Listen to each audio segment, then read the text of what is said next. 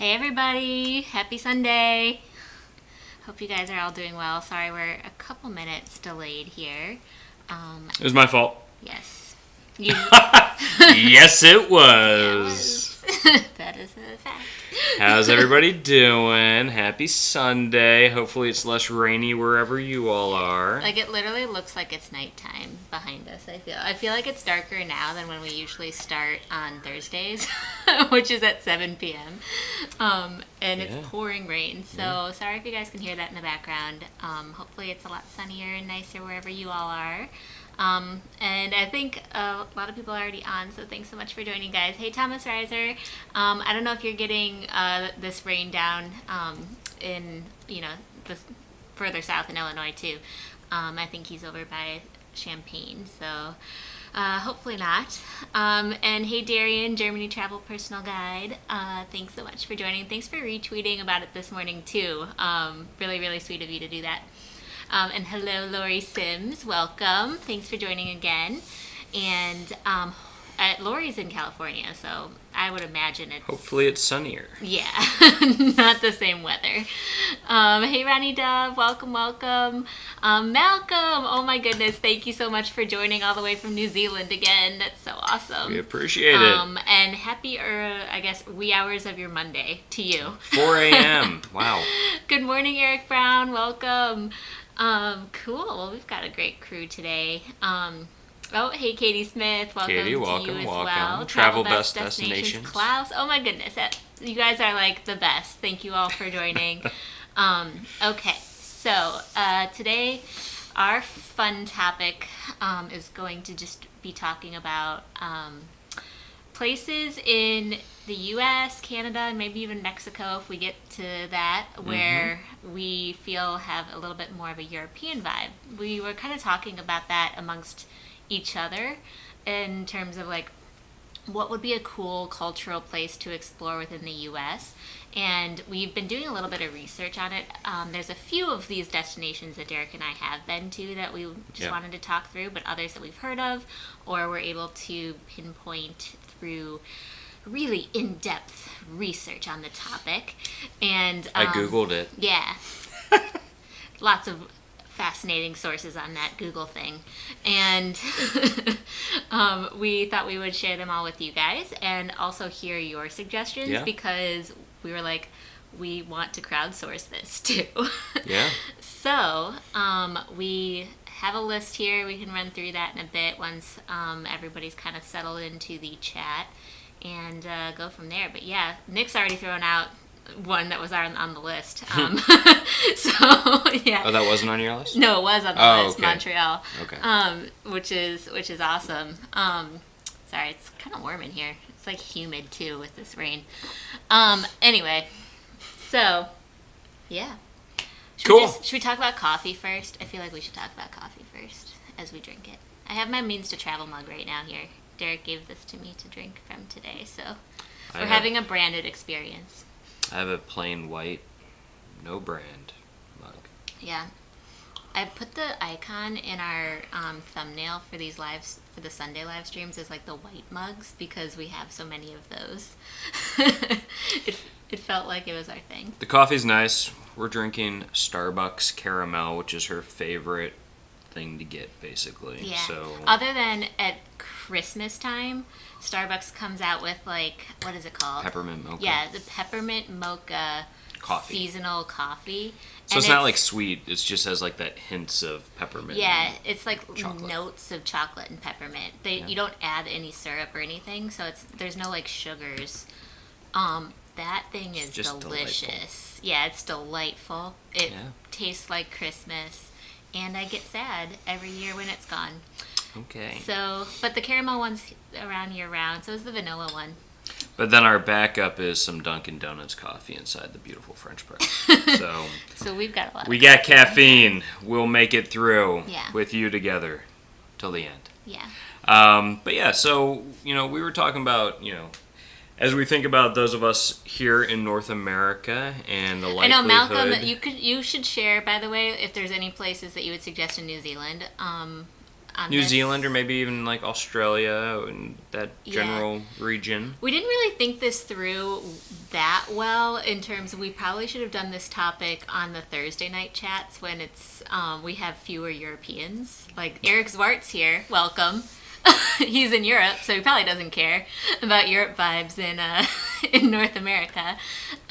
So apologies for that, guys, but let's dig right in, shall we? Yeah, no, we but basically what we were thinking about was for those of us who are stuck here in North America and, unlikely to be able to get to Europe this year, or at least, it would be heavily modified if we did go to Europe. We thought it'd be a fun topic to get into. Like, how can you kind of scratch that European travel itch without going that far? Yeah. So we've got a number of things on our list. The ones that came to the top of my head were kind of like Santa Fe, New Mexico, maybe. Interesting. Some colonial Spanish that architecture. That one was not on my little listy here. Tried to thwart you.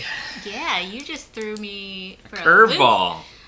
We've never been, by the way, but it's actually high on my list of places I want to go to. It's the oldest capital in North America, having been one of the capitals of colonial Spain back in the day.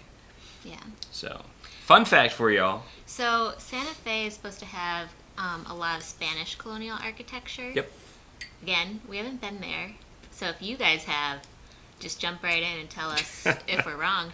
But that would be a really good one, I think, if you're doing like a southwestern road trip. Yeah. That would be a really cool stop. Yeah, that would be fun. And was kind of on my list of places I'd want to go to if we did a western road trip. Yeah, and I think it's the top of, like, if we went to New Mexico, that's the top of the list. We also would love to see Albuquerque as well. The funny thing is I've been to New Mexico, but I've been to very rural New Mexico. I've been to, like, the entire length of the western side of the state. So I've been to, like, the Navajo Nation there, and a lot of that area that's kind of like there's nothing around. And that's beautiful in itself and a great way to explore the country. But it's just funny because I've been to New Mexico more than once and never to either Santa Fe or Albuquerque. I don't know if anybody else is like me growing up on like Looney Tunes and stuff, but every time I hear Albuquerque, I can't help but think of Bugs Bunny and how he should have made a left turn at Albuquerque. It's just part of my psyche. I don't know. Anyway, before we just jump in, I know there's like a lot of the chat going on, which is awesome. So yeah, Nick Peterson is saying definitely Montreal. And then... Although, I would argue, yes, Montreal, but Quebec City, if you want that, like, just quintessential French feel, like Europe, but in a forest. Yeah, Montreal's a little bit more... cosmopolitan. Yeah, populated and cosmopolitan than Quebec City. And so they're great kind of, like, balance to each other in that way. And Nick's saying he might go to Montreal in August, depending on when they open the borders to Americans, and we might as well. So see you there. We're definitely eyeing the border openings between Canada and the U.S. whenever that would happen, because there's a lot of really cool destinations within Canada that we would love to see. And then just a lot of people saying hi to each other, which is amazing. Bonnie, welcome. Welcome, Glad Bonnie. to have you. And I Actually, feel I think like there's somebody missed, else that we missed. Alan A, hello. Alan, welcome. Eric Zwart. Yeah. And Mark Finley. Mark Finley, welcome, Mark. Welcome. Good to see you guys on. If we missed anybody, we didn't mean to. So if anybody else is on here and we didn't say hi. Hello. hello, Rachel Kubaki. Hi, Rachel. From Utah. Yeah, Rachel's over in Salt Lake, which also has some really cool architecture that I feel like it's not necessarily European inspired, but like it's impressive nonetheless with like the LDS church stuff out there. Yeah, that like church cathedral. I don't know exactly what they call that building, but it's quite striking. It really is. Yeah.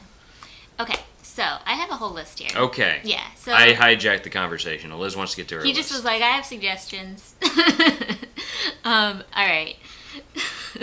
So this isn't your channel. We're Get we're here. already on like number 8 here. Okay, so with Quebec City and Montreal, I think those are really the top ones in kind of like the eastern part of Canada that we would recommend. But if we just want to go into like the Canada I don't know ones, about that. I mean, Newfoundland, you go there, and that's kind of like going to like Iceland, right? I mean, it has kind of similar architecture and also like Nova culture. Scotia is.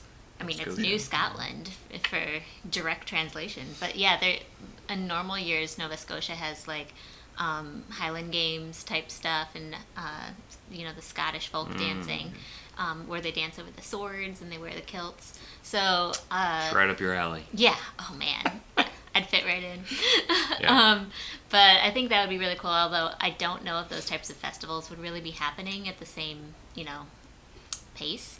So that's one thing to consider too, is if something is known for those types of festivals. I know that there's several like Highland Games type things that happen in Texas every year, for example.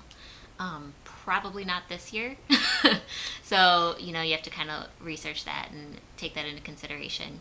Yeah. And then in the western part of Canada, I just want to say real quick. Our top choice that totally reminded us of Europe was Victoria. On Vancouver Island in British Columbia. It feels super British. Yeah. It really they have does. like high tea at the what's the name of the really famous Hotel? The Empress Hotel, and it's pretty cool. Yeah. And it's really easy to get there from like Vancouver if you're doing a longer stay in Vancouver and you want to get out and see something a little bit more European in style. I'd say Vancouver's a lot more just North American in terms of its vibe. It's kind of that Pacific Northwest, Seattle type feel. Although Vancouver's really cool. I really like it. I love that it has like, it's got beaches, it's got forest, it's got mountains, it's kind of got everything, which is kind of cool. Yeah.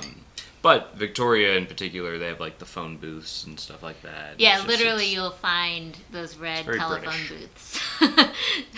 which actually, funny fact. They're not trying to like hide it, They're like, we like Britain. Here in Chicago, down Milwaukee Avenue, in like the Wicker Park neighborhood, there's like an Irish pub that has like one of those like red phone booths in it that I feel like every time I walk by it, I have to take a picture of it. I always forget the name of that pub off the top of my head, but yeah, it's very close to the Damon Blue Line stop.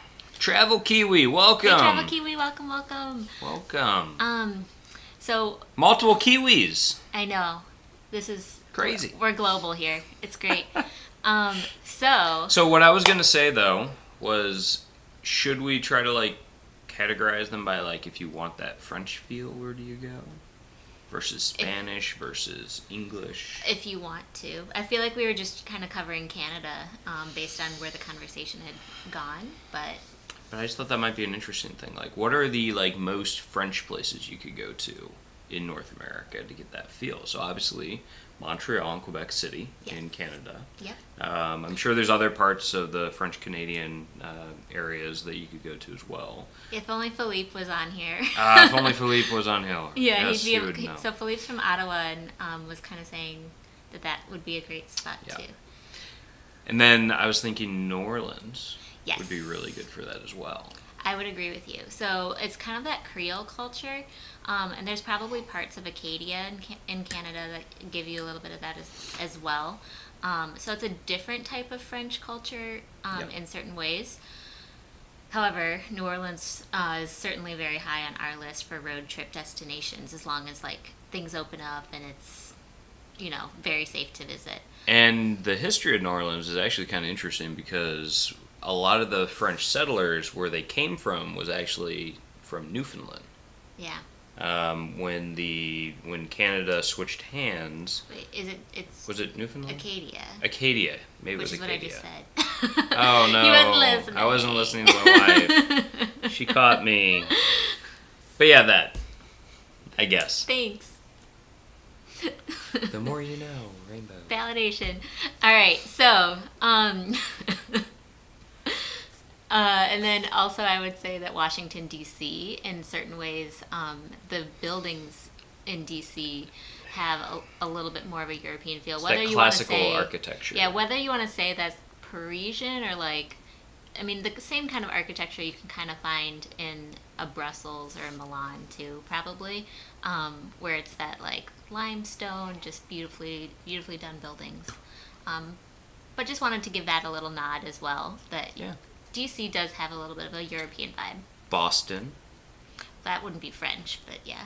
Oh, but you were just talking about European. So I thought we'd moved on because I'm kind of after New Orleans. Does anyone Montreal, notice that Quebec, Derek needs his coffee today? After Montreal, Quebec, and New Orleans, I'm kind of spent on French influence. I can't think of any other ones. Right. Do you? I don't. But let's see. Did anyone else mention it? Nick Pearson says Nolans, so I think he agrees. Yeah, I don't know. So I think we're good. We're good to move on to whichever one that you want to talk about. You want to talk about just like British? Because that can go back to the whole Canada stuff with Victoria. So obviously you have Victoria, British Columbia. Yep. Boston? Totally. So that was another one that I was going to mention is there's parts of Boston that feel very like British colonial times, not like necessarily modern Britain. But you get some really cool kind of 1600s architecture, cobblestone streets, really beautiful, very well preserved areas. And if you want to check out the most photographed street in America, you go to Acorn Street in Boston. And it's this like cobblestone street that kind of like goes down a hill and it's like narrow with these beautiful houses on either side. One of the houses has like an old timey like American flag out with like the circle of stars and stuff like that. It's a really beautiful thing to photograph. So yeah, and then we had already mentioned Nova Scotia a little bit. So if you go to Halifax, I believe you might be able to get a lot of that Scottish culture in there too. I'm not aware of anywhere in the U.S. that's distinctly Welsh in terms of cultural heritage. I would be curious if anybody knows of a place that kind of celebrates that. There's so much British heritage within, the U.S. borders and the Canadian borders that I think there's certain towns that just really like to, especially in New England. They'll give you a little bit of that vibe. Yeah. What else you got on your list? What else? So we can talk about Holland, Michigan, as we have Eric Sort on here, and I don't know if 2 Travel and Tours on here yet, but we typically have a few people with Dutch heritage on, and so Holland is really interesting in that obviously, for starters, it's named Holland, Michigan, but they have a Dutch heritage museum there. They have windmills, Tulip Festival. Some of the architecture there gives a great nod to Dutch culture. Yeah, and you can buy wooden shoes if you want to. So I think that one was... You can go clogging. Yeah, that one's a really cool, long weekend destination for us Midwesterners, especially. Yeah, unfortunately, we didn't make it this year to Holland for the Tulip Festival with everything going on, so yeah, it's unfortunate. And Rachel says that her dad's cousin and wife live in Holland, Michigan. Very cool. Yeah, so let us know if you have any tips, any local tips. So the other one, though, that I don't think is on your list for Dutch would obviously be Manhattan. If you go to Lower Manhattan and some other parts, you can see a lot of that Dutch, basically Dutch-inspired type buildings and stuff like that. You can still find some of those older buildings down there, which is kind of cool. Do they do a tour of the new? Because it used to be New Amsterdam. Yeah, before before it became New York. In the before times. Yeah. Manhattan was actually colonized by the Dutch first, and it was called New Amsterdam. Mm-hmm. And I believe it was the Houston Street and below was kind of that settlement. Yeah. So that's why below Houston Street, there's no longer really a grid pattern in the same sense as well, there never was a grid pattern. Yeah, well, in the same way that you'll find a little bit heavier level of city planning Mm-hmm. above Houston. Yeah. And so there's some stuff down there. That's also why like Haarlem is called Haarlem. I mean, that's a throwback to Haarlem in the Netherlands. Yeah. So there's some fun stuff there. But I'd say those are the two places that I think of when I think of Dutch. Yeah. In the U.S. Yep. Then Eric's word is correct. The British did steal New York. But now it's definitely a melting pot over there. We used to live in New York for 8 years. And there's a few other places that I wanted to kind of speak to. I don't know if, like, I don't want to go to, if we're organizing this by, like, country and nationality. Should I just say the other places within New York that I had? Whatever, I'll just do it. So, a couple other things, like, let's say you were going to Italy this summer.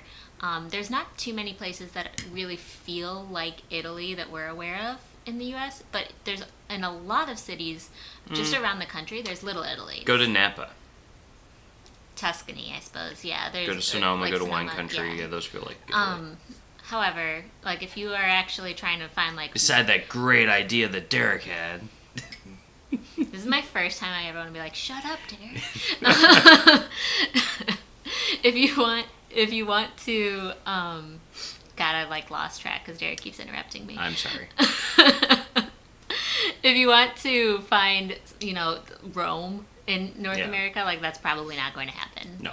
However, if you want to find great restaurants and people who know how to cook really good Italian food, like, I think you're going to be able to navigate that within most of the bigger cities. So, like, Toronto especially has a really great Little Italy. And then, of course, New York. There's actually kind of, like, two Little Italys in New York, which we should mention. There's, like, the one in Manhattan that has the big Little Italy, like, signs in lights, and everything. Over Mulberry Street and stuff. However, that one's kind of the tourist Little Italy, and then the real one's up in the Bronx. Yeah. So do your research if you're actually going to New York. So the thing about Little Italy in New York, if anybody's planning on going, is that it's a little bit of a letdown because it's really small. Little Italy has become littler and littler over time as Chinatown became Chinatown bigger and expanded. bigger. So which is right next to it. it's like a street basically is Little Italy, and then it's Chinatown all around it. Hey, gallivanting gals, welcome. So that's that. If you wanted to go to one that has like a more robust culture today, I think you'd want to go to the one in the Bronx. Yeah. I never went to the one in the Bronx. Did you? No, but we had several friends. Yeah, so many people told us though that it's like the place to go if you want like a good cannoli and like all this stuff. So maybe next time. And then the other thing I wanted to mention, which I feel like in our research, no articles wrote about this at all. So maybe this is like the one thing that I get to really add to the internet is if you want like a Russian feel, going down deep into Brooklyn and around Brighton Beach area, even the signs down there are nice Cyrillic. Yeah. So you'll get a true kind of Russian neighborhood within New York down there. Yeah, you can get, what are they, little Ukraine? What do they call that? They just call it basically Little Russia. Yeah, but there was it's another, not Ukraine. No, but there's a lot of Ukrainians there too. Because you're talking about Brighton Beach, right? Yeah. In that boardwalk, which is actually kind of cool. So if you're looking for like a beautiful. beach experience, you don't want to go to like Coney Island. Brighton Beach is a great, option. And the first time I went with her, she'd gone with friends before.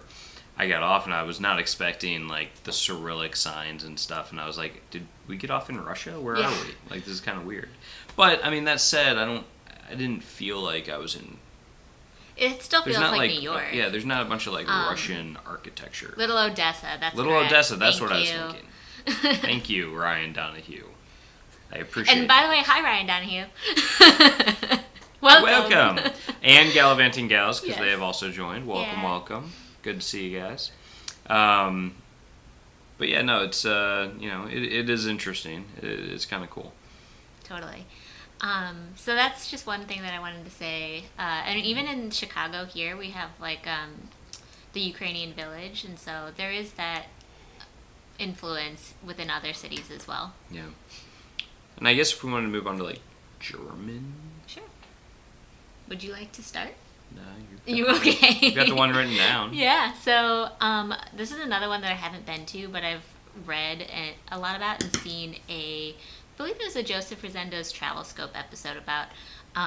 But Fredericksburg, Texas, has a terrific German cultural heritage, and they have like German festivals, a lot of German restaurants and that sort of thing. So that's one that I've added to my list that I hadn't even really heard of before until kind of becoming more part of the travel world. So certainly something if you're in the southern part of the U.S. to check out. I'm curious too if Darian from Germany Travel Personal Guide has any other suggestions for German-inspired places here in the U.S. Well, Leavenworth, right? Washington. Oh, yeah. Sorry. So that's another one we have not been to. Yeah, but it's like a German town, right? I mean, it feels like you're in like a Munich type. Yeah. Bavaria, yeah. Type place. All right, wait, here we go. Mark's saying he was just about to mention Fredericksburg. Glad I beat him to it. Nice. So, yeah, Mark, if you've gone there or, know people around you, because Mark's from Texas, who have been over in Fredericksburg, please let us know if there's like a good hotel to stay at or great, restaurant that everybody goes to when they're there. Yeah. So Darian is saying that he has a weekend planned for Helen, Georgia, aka Georgia's Alpine Village, in October. Helen is built like a German village. Great. So there we I'm go. actually There's writing that one down too because I didn't have that in my research. So that's cool. And we're really considering Georgia. Our another friend, couple that we're really, really close with, just moved to Atlanta. So yeah, so hopefully we're get going to get down there. Thomas Reiser is telling us Frankenmuth, Michigan. Frankenmuth, Michigan. Oh, wow. Okay. Added to the list. Yeah. We're going to Germany, guys. Yes, I haven't heard of any of these. This is so exciting. Darian is saying he loves visiting Helen, Georgia, so that'll be good. And Brenna is saying Helen, Georgia is fantastic. Hi, Brenna. Welcome. Hi, Brenna. Welcome. And she's been to Helen, Georgia, so this is perfect. Just another kind of if we're talking about German, I kind of lump that with Swiss Alpine as well, and so I think that kind of fits with Vail. Like Germanic? They're both Germanic and have similar architectures. Have you been to Vail? I've never been to Vail. Okay. Have you? I have not. Oh my gosh. We've never been to any of these places, guys. I know, right? It's like we're talking about all these ones. But no, I mean, it seems like Vail would be a really cool place to go. I've been many places in Colorado, but I've not been to Vail. Yeah. I mean, when I hear Vail, I think of where we have been, which is Bariloche. Mm-hmm. And Bariloche in Argentina feels very German and Swiss because they had a huge influx of Germanic and Germans and Swiss immigrants during the late 1800s. So you go there and it's all lodgy and skiing is a huge thing down there, beer, chocolate, all that good stuff. And that's kind of what I think of when I think of Vail and all that stuff.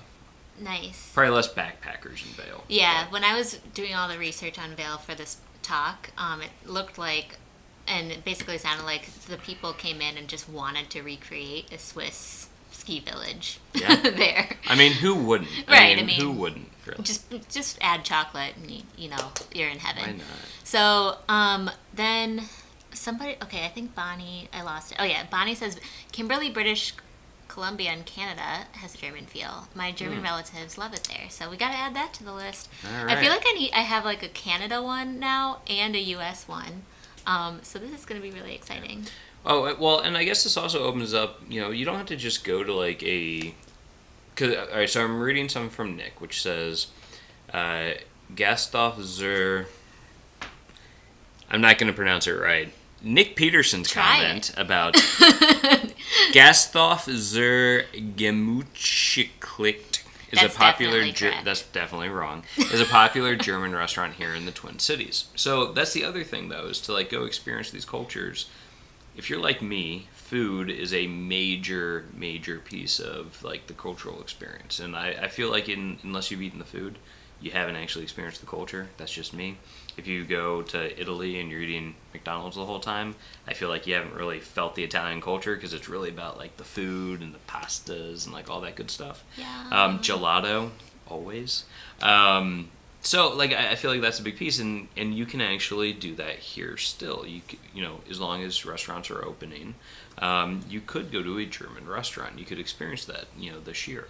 You could go to an Ethiopian place and experience Ethiopian food and culture and things like that, which I think is pretty neat and something that we hadn't really talked about before, but something that I thought was worth noting. You can find that really good, authentic experience here in the U.S. It's, you know, you can forget where you are at times, which is kind of neat. Mark Finley says West Texas, West is the name of the city, has a huge Czech culture and does a yearly festival called West Fest. I didn't realize that. I've definitely heard of West Texas, but I wasn't aware of it being super Czech. I'm adding that to the list. I do want to go to Prague, so we can just go I wonder if the festival is going to happen this year and like what time of year it is, but other than that... they have Czech restaurants. I mean, Texas has been open for a little bit now, so you never know. Brenna is saying it's not a city, but the Chris Kindle Mart in Texas or in Chicago is fun at the holidays. Yeah, that's the one that's down by like City Hall and everything, right? Yeah. Well, there's two. I think there's the bigger one. I think down in the Loop in Chicago, and then there's one up by Wrigley Field. I think. Yeah, it's a zoo. So we'll have to see what things look like with social distancing this year, because those things are always like really claustrophobic and packed. And if you're looking for, there's also a fun one of those in Bryant Park in New York City, if you're in that area and stuff. That's pretty fun. Yeah. And Nick Peterson says, don't worry, he can't pronounce the name of the restaurant either. So we're all in that together.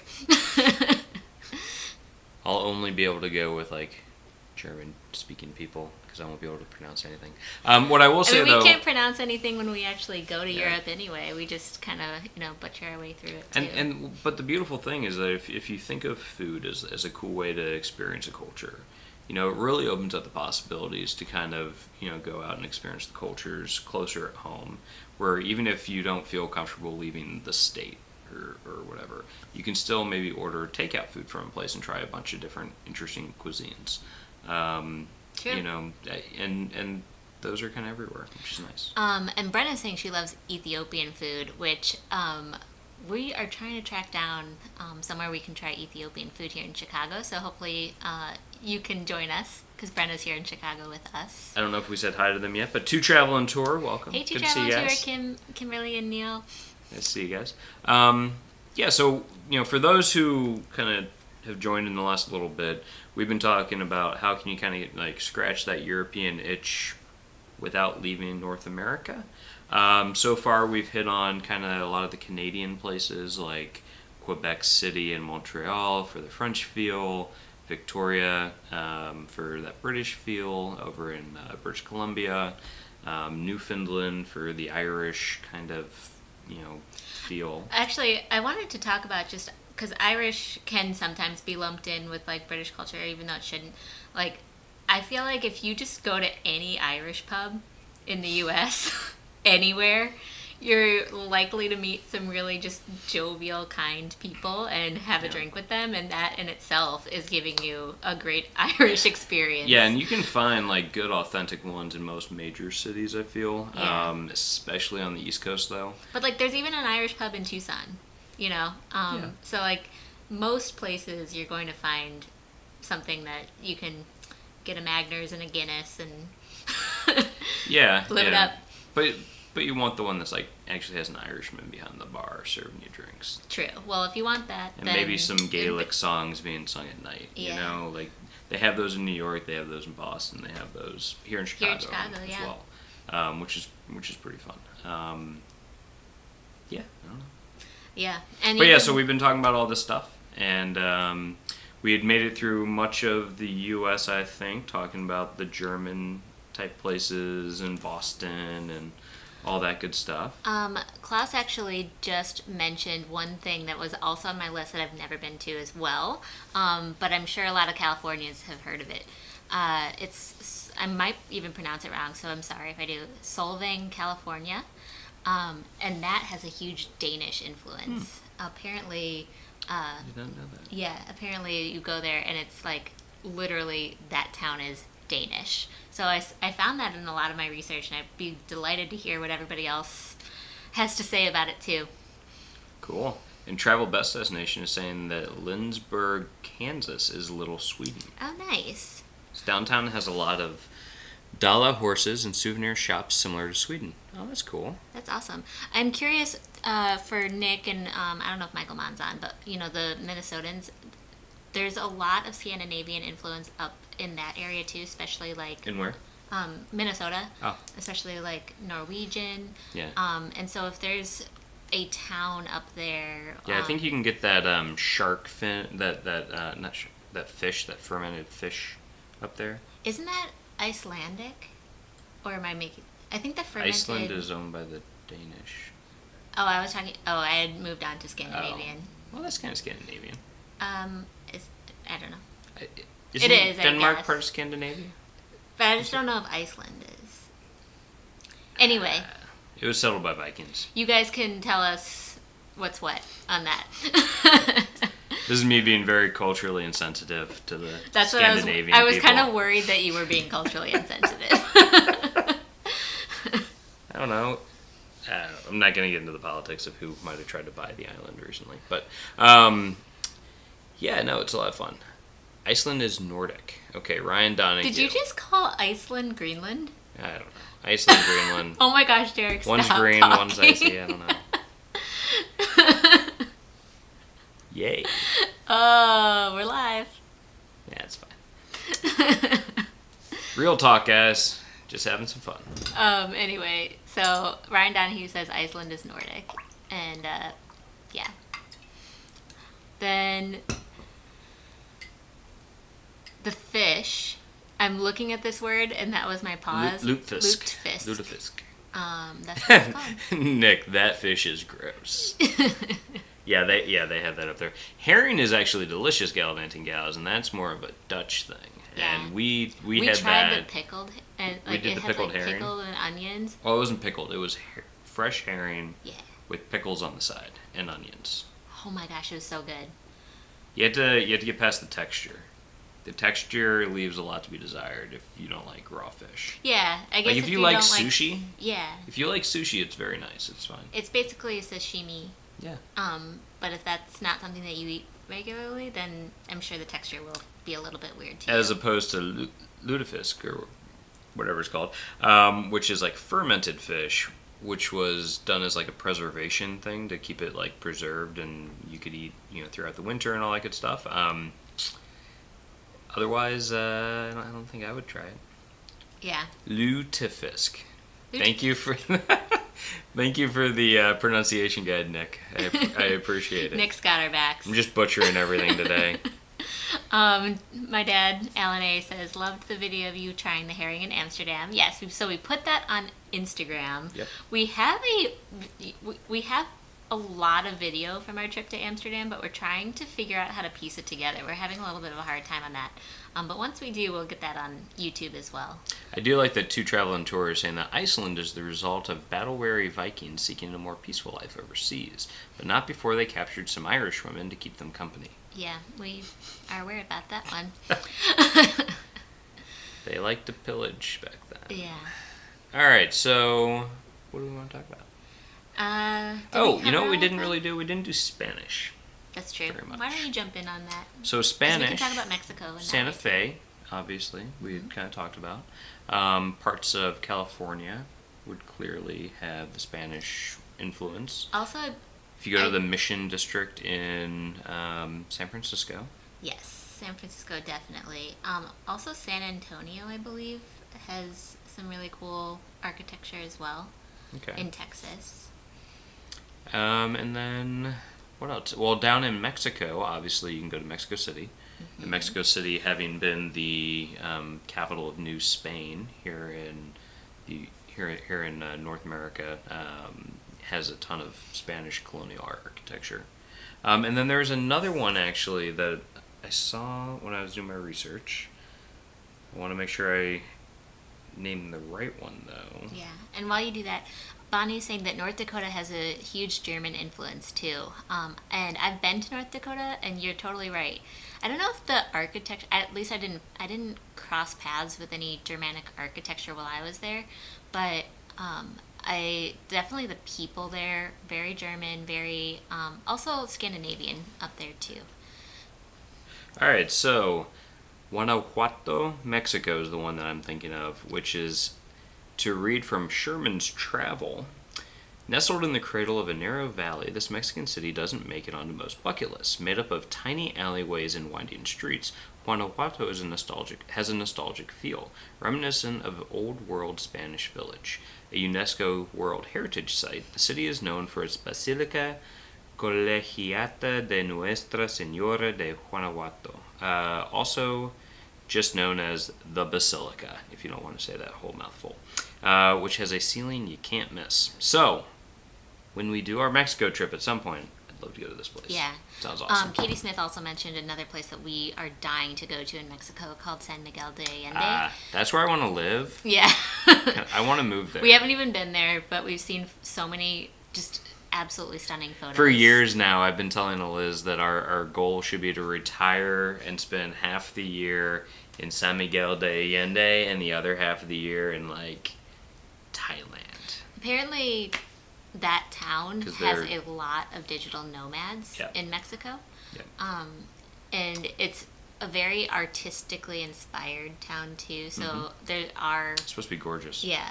A lot of, like, colorfully painted buildings.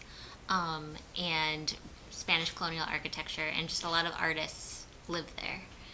Oh, and actually, speaking of missions, because Travel Best Destination is talking about missions in California are awesome to visit, i.e. San Juan Capistrano near San Diego. So, a really cool one in Tucson is San Javier del Bac, which is a really cool Spanish mission as well, if you're in the Arizona area. Yeah, if you're in the Tucson area, and you can make it down. It's like 15-20 minutes south of Tucson, but it's beautiful. Certainly worth a stop to go to San Javier del Bac. And while you're there, if you want to get really good Sonoran Mexican food, you should go to El Charro. El Charro. I can't roll my R's. Sorry, El everybody. Charro. Which is really good, and you can get like the carne seca. Which is, if you've never had it before, it's dried meat is basically what carne seca means. And it's like full of spices, and they basically like hang it up to dry in like the desert sun. And it's like this like shredded beef, I think, that's super flavorful, but very, very dry. So if you're not ready for that, it might kind of shock you. So just keep chewing it, and eventually, it's good to go. So Mark Finley, who again, he's from Texas, he says, the San Antonio Mission Tour is very interesting. The Alamo is more of a tourist attraction, which that's in Austin, right? Mm-hmm.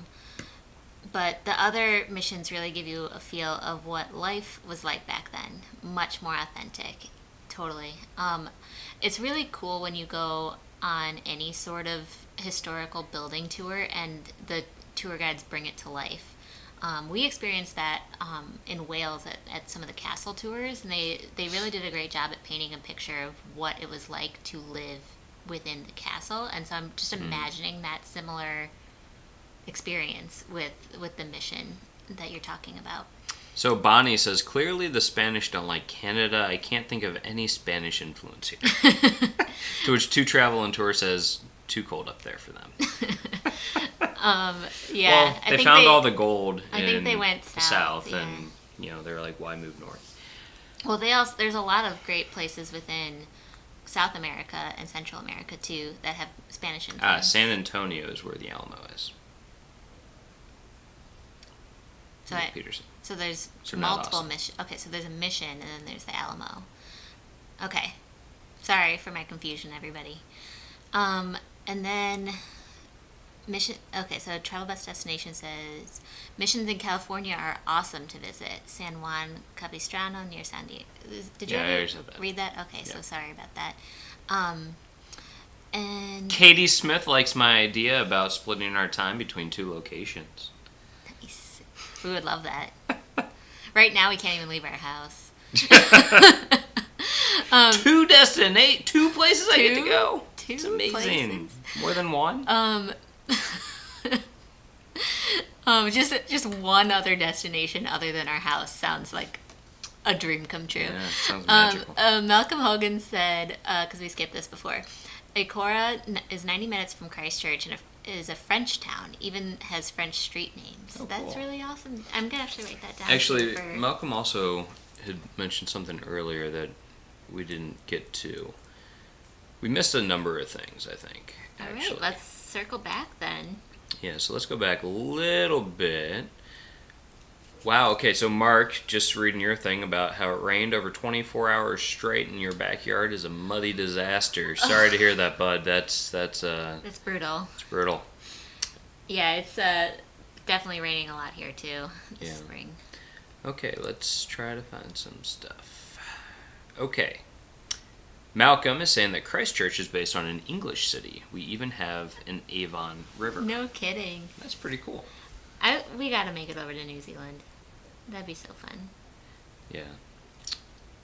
And Nick was talking about how New Mexico is one of the 4 states he had not been to before, including New Mexico, Arizona, Hawaii, and Alaska. While New Mexico and Arizona, at least you can do pretty easily together. Yeah. If you wanted to fly in, rent a car, and then experience the 2 places. And there's a bunch of great places that you can go to. If you want Arizona recommendations, let us know. Yeah. We can send a few over to you. We have a number of family members that live out that way. Yeah, in Arizona, we've been, I go to Tucson all the time. We got married in Tucson. Yeah. And he has family in Phoenix. And we've been to Sedona, been to the Grand Canyon, Petrified Forest, other places. I'm blanking on all the other ones, but I feel like those are the top tourist destinations, so we can certainly speak to those. Oh, and of course, the Navajo Nation. We can talk about that. Yeah. So Bonnie is saying that Western Canada, you have to look close to see European influences, like the German/Mennonite homes, Ukrainian farmhouses, mostly wood structures. Check out the Prince of Wales Hotel in Waterton. Huh. Interesting. Nick is saying that he loves that there's a rainforest just north of Vancouver. Yeah. And the rope bridges are pretty cool. Yeah, so the Capilano Suspension Bridge in Vancouver is really neat. And if you're heading up that way, you can stop off real quick and you can see the salmon hatchery that they have there to help the salmon, Yeah, in one of our previous Get live back streams, home. a month ago or so, somebody asked if we'd ever been to the rainforest. And so that's, we answered we haven't been to the Amazon rainforest, but we've been to the one over in British Columbia. And that's really cool in itself. Yeah. And Nick Peterson is saying the Lake Pontchartrain Bridge is insane. It seems I feel like he's it trying goes to forever. he's trying to give us all these really hard pronunciations. Let's see what Derek says next.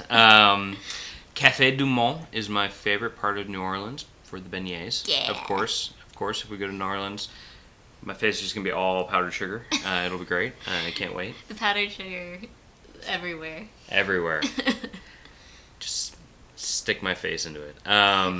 He'll go off keto for New Orleans. I will. Bonnie is telling us that half of the province of New Brunswick is French-speaking. It is the only province that is bilingual in both English and French. It has the world's longest covered bridge. Ooh, that's cool. Cool. I'm writing New Brunswick down now, too. Guys, this is so fun. We're all crowdsourcing our road trip destinations. Yeah. I hope you guys are having fun. So, because we are. I think Nick might have talked about this, but somebody told us that the reason why there's Irish everywhere is because there's so many Irish that helped build the railroads. And so as they worked their way towards the west, they settled, and so that's why there's Irish influence kind of all through the west and whatnot. So that's fun. Eric Zwart, the British stole New York. Yeah. Sad face, yeah. New Zealand is named after Zeeland in the Netherlands. No Malcolm kidding. Hogan. Yes, it is. That's actually kind of. I had no idea. Isn't Zealand to the north in the Netherlands? I believe so. It's like that northern piece or something. Okay. Fun times. What else? What else? It sounds like New Zealand has a lot of just different European cultural vibes. That'd be fun. Huh. Alan is telling us that there's also a Zeeland, Michigan. It's close to Holland, Michigan. Oh. Man, those Dutch. Little Odessa. Sorry, we're trying to catch up. Handoff, just near Adelaide, is a German village. So is That's that what Australia? Adelaide, yeah. Yeah, yeah. Well, wait, Adelaide, is that Australia? Yeah, or New Zealand? there is definitely an Adelaide in Australia. I just don't know if there's one anywhere else, too. But Handoff.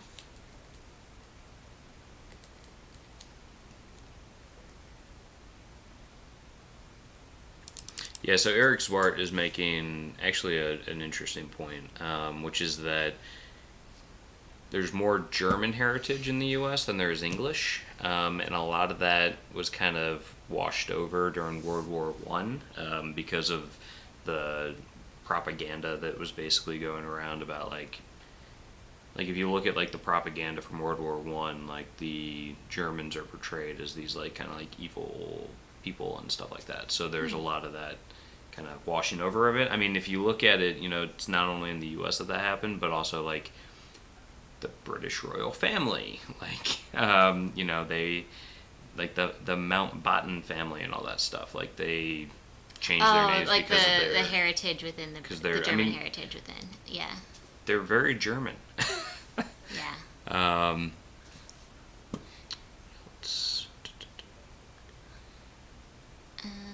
Sorry, that I think at this point we might have started actually yeah. talking about a lot of this stuff. So we're good. Let's go see some new stuff. Van life in New Zealand. Yes. Yeah, we're down. Yeah, van life in New Zealand. So watched some more van life stuff last night. You know, it was a good time. Yeah. James Townsend, welcome from New Jersey. James, how you doing? Good to have you. Yeah, no, so this whole van life thing though, like I would need a shower. Yeah, some of the vans that we've been looking at van life YouTube, not because I have any desire to do it, but it's kind of part of the RV research as a whole. Yeah. That being said, some of the vans seem to have really cool showers because people have like really done amazing van renos and stuff like that. Yeah. And then other people are like, oh, I just shower at Planet Fitness. So it sounds like it kind of runs the gamut when it comes to van life. Yeah, and yeah, I don't know. Wouldn't do that. RV is probably more likely something that we would try for, you know, a road trip or something like that. See how we like it, and who knows? Maybe we love it. And we just an RV with a shower. And you know, if we loved it, maybe we'd make an investment or something like that to buy one. But you know, we're not going to go off and just buy one. We were looking at this, and I don't know if I mentioned this on this last time or not, but you know, I'd looked up an RV. We had watched a video on one, and it looked beautiful. I mean, it was gorgeous. It was kind of like, man, this is what we would want, right? It was like not too big, had a shower, Murphy bed fold down, so like it had a lot of living space, and the bed wasn't taking up a lot of space during the day. And I look it up, and I ask Eliz, I said, how much do you think this thing costs? And she goes, $100,000. I'm like, it was like $200,000 for this van, which is crazy.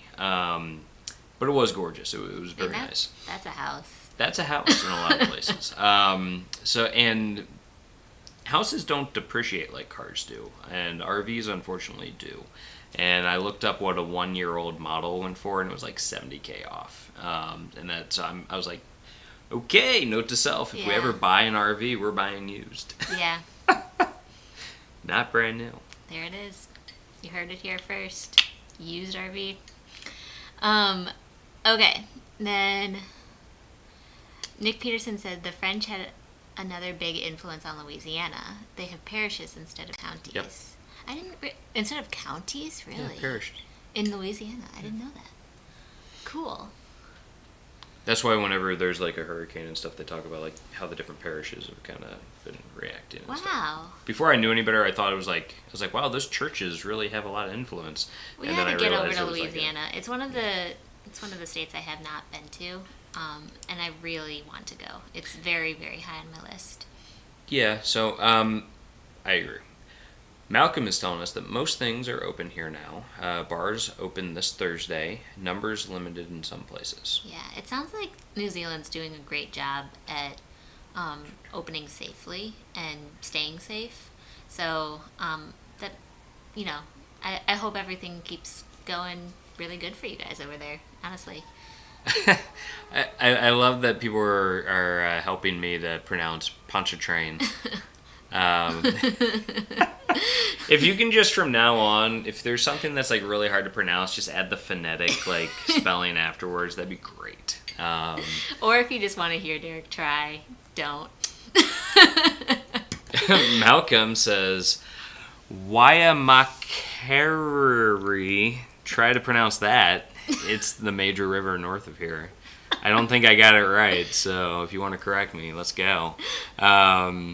Nick Peterson, love the Dutch. There is no healthy, authentic Dutch food. The huge Dutch pancakes and, of course, the stroopwafels. Yeah, no, I mean, Dutch food is not...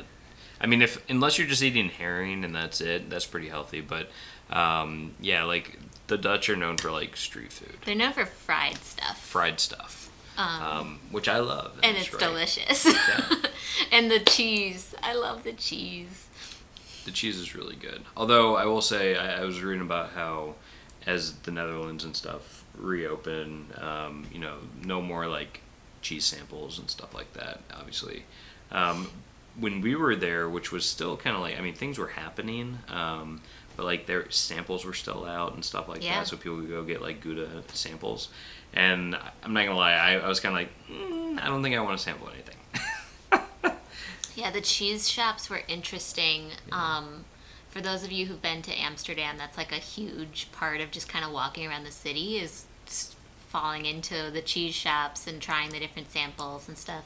And we were one of the few people that even were like falling into them because there was so few tourists there around mid-March. Oh yeah, it was like empty. Streets were empty. But there was one place that we did try a sample, and it was because the person working, first of all, we were the only ones in the store, and the person working had carved it straight off of the piece of cheese, so it hadn't been sitting out or anything like that. So James Townsend is saying, I've been to 21 U.S. states, D.C., Mexico, Canada, and the Caribbean. Wow. Nice. Well done, sir. And James, you're in the U.K.? Is James in the U.K.? No. James said he was in New Jersey. Oh, in Jersey. Jeez. Still impressive. Yeah. His last name sounds very British, though. Very British. So I have been to 34 states, and I really want to go to the remaining 16. Yeah. But yeah, I haven't been to that many places in the Caribbean, so that's another part of the world to add to the list. But we've been to Canada and Mexico. Eric is correcting Nick and saying we do have healthy Dutch food, but it's pretty boring and without taste or spices. But if you're in the Netherlands, like, go try Indonesian food. Like, that's actually really nice. And we did that when we were out there. Did like the kind of like traditional thing where it's like called? It was so good. a bunch of little dishes and stuff, and it was awesome. It was really cool. I'm looking this up right now. Very flavorful, full of spices. It was pretty neat. Gallivanting Gals is telling us that it runs the gamut for sure. We need our own bathroom. I agree. Yeah. About RVs. Gallivanting Gals, LOL. It's like buying a house. Yes, it was very expensive, and it was, yeah. Indonesian food in Amsterdam. We highly recommend Semperna. Semperna, yeah. Yeah. Semperna is really good. It's actually like right in the canal district. It's in the canal district. It's right off of one of the canals. It's also right off of one of the tram stops, so you can really easily get there from other parts of the city as well. Yeah. Nick Peterson, another great Dutch food I just remembered is bitterballen. So good. Yes. So I did when we were in the Albert Cube Market, I went to one of these stands and I got like the fried sampler platter basically, and it came with bitterballen and like a bunch of other fried things. I didn't know what they were, but I was like, I'll put it in my mouth. Why not? And so some of them were fried delicious. cheese, some of them were fried meat. Yeah, there's like fried Gouda and fried like beef. Some of them were French fries. Yeah. Well, I got my own thing of French fries. That's true. That was separate. Okay, Eric is saying I've met a German camper and his RV was $2 million. Oh, well, that reminds me. Okay, I wanted to mention this on this chat. So there was an article in the Wall Street Journal yesterday or the day before about how RV rentals are like up, massive. 450% or something this year, and they specifically interviewed a man who does really high-end RV rentals and sales. They call them like land yachts. Yeah, he calls them land yachts. They're not RVs. And apparently the RV goes for like $2 million. And for the rental market, he's saying that there's a lot of celebrities and like professional athletes renting RVs right now in this summer. So if you ever want to cross paths with a celebrity at a gas station, I feel like this is your year. It sounds like everybody's considering it right now, especially because celebrities travel a lot, so they're probably missing it just as much as us. Yeah, the what was it that they were saying that like RVs like the rentals for some of these are like $10,000 a week or something like that. It was $15,000 a week to rent the land yacht a week. that's crazy. That is a land yacht at Yeah. that point, because that's like what some of these celebrities will pay for like renting these like massive yachts in like the Caribbean and stuff. So that's insane. And that was just the price that they talked about in the Wall Street Journal. So I'm sure some people get to like negotiate it off or whatever, but still, that's an insane amount of money. Well, Gallivanting Gals is saying that most RVs can be bought for 20 to 30% off the MSRP. Yeah, and we it was just a big truck. I don't know. We thought there was like some sort of weird thunder happening outside. Yeah. There was a FedEx truck. Paulette Raspersky, hi Grandma, welcome. Good to have you. Paulette. And she says that she always wanted to go on a trip in an RV. Nice, she's coming with us, I guess. All right, we'll swing through Phoenix and get you. Eric Brown is saying that Louisiana is very unique, so that, yes. I would love to make it down there. We need to. Gallivanting Gals is saying there are large diesel buses like bands would use for their tours, and they're upwards of $2 million. Brand here is Provost, that are the high-end ones. I wonder if that's the land yachts. Probably we're all talking about the same thing. Yeah. Bonnie is saying the only continent I haven't been to is Australia. Can't wait to visit New Zealand. Does New Zealand consider themselves on the continent of Australia or Oceania? And Malcolm is responding with, not part of Australia, we walk upright. We are more Oceania. That's mean, Malcolm. Don't be mean to Australians. They're fine. Aww. James is saying, I have difficulty with road trips because I don't drive. I am doing well, but the only trips I take now immediately precede falls. That's actually a really good point. And there's a lot of people within bigger cities who don't drive here in the U.S., and that seems so strange to the folks who are in cities where like everybody drives. But when we lived in New York, we didn't own a car. We knew several people that didn't have their driver's license. Mm-hmm. And so those types of people are definitely more stuck right now. There's a lot higher percentage of the population in Europe too that don't have driver's license. So it's certainly just changing everybody's means of traveling right now. Ruth is reminding me that Gouda is actually pronounced Gouda with a guttural sound. Yep. Yeah. But then you can't make funny jokes like, that's a good Gouda. Gouda. It's a good Gouda. Hi, Darlene, and hey, Blaine. Welcome to both of you guys. Hey, everybody. We've been chatting about, you guys kind of just missed a big, long list of places within Canada, the U.S., and Mexico that have a European influence. So we've been thinking that a lot of folks are probably not going to make it across the pond this year. Probably the vast majority for summer trips or anything like that. So definitely talking through different road trip destinations that maybe kind of give you that European vibe.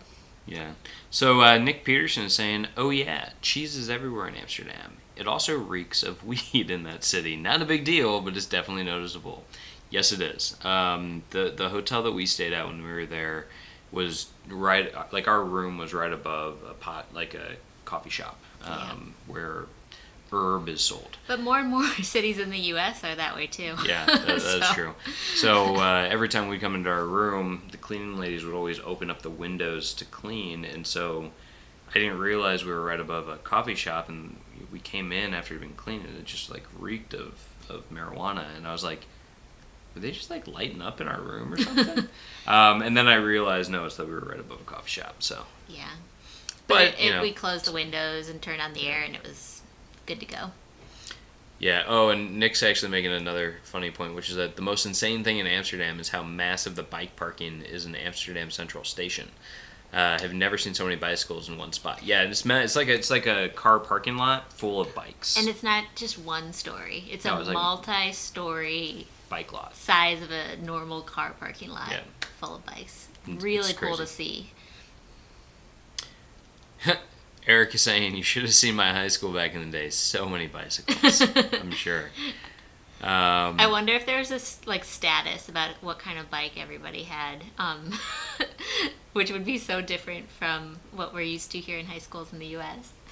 Yeah, so Eric is saying, by the way, renting a nice boat is about $300,000 per week. I've looked it up.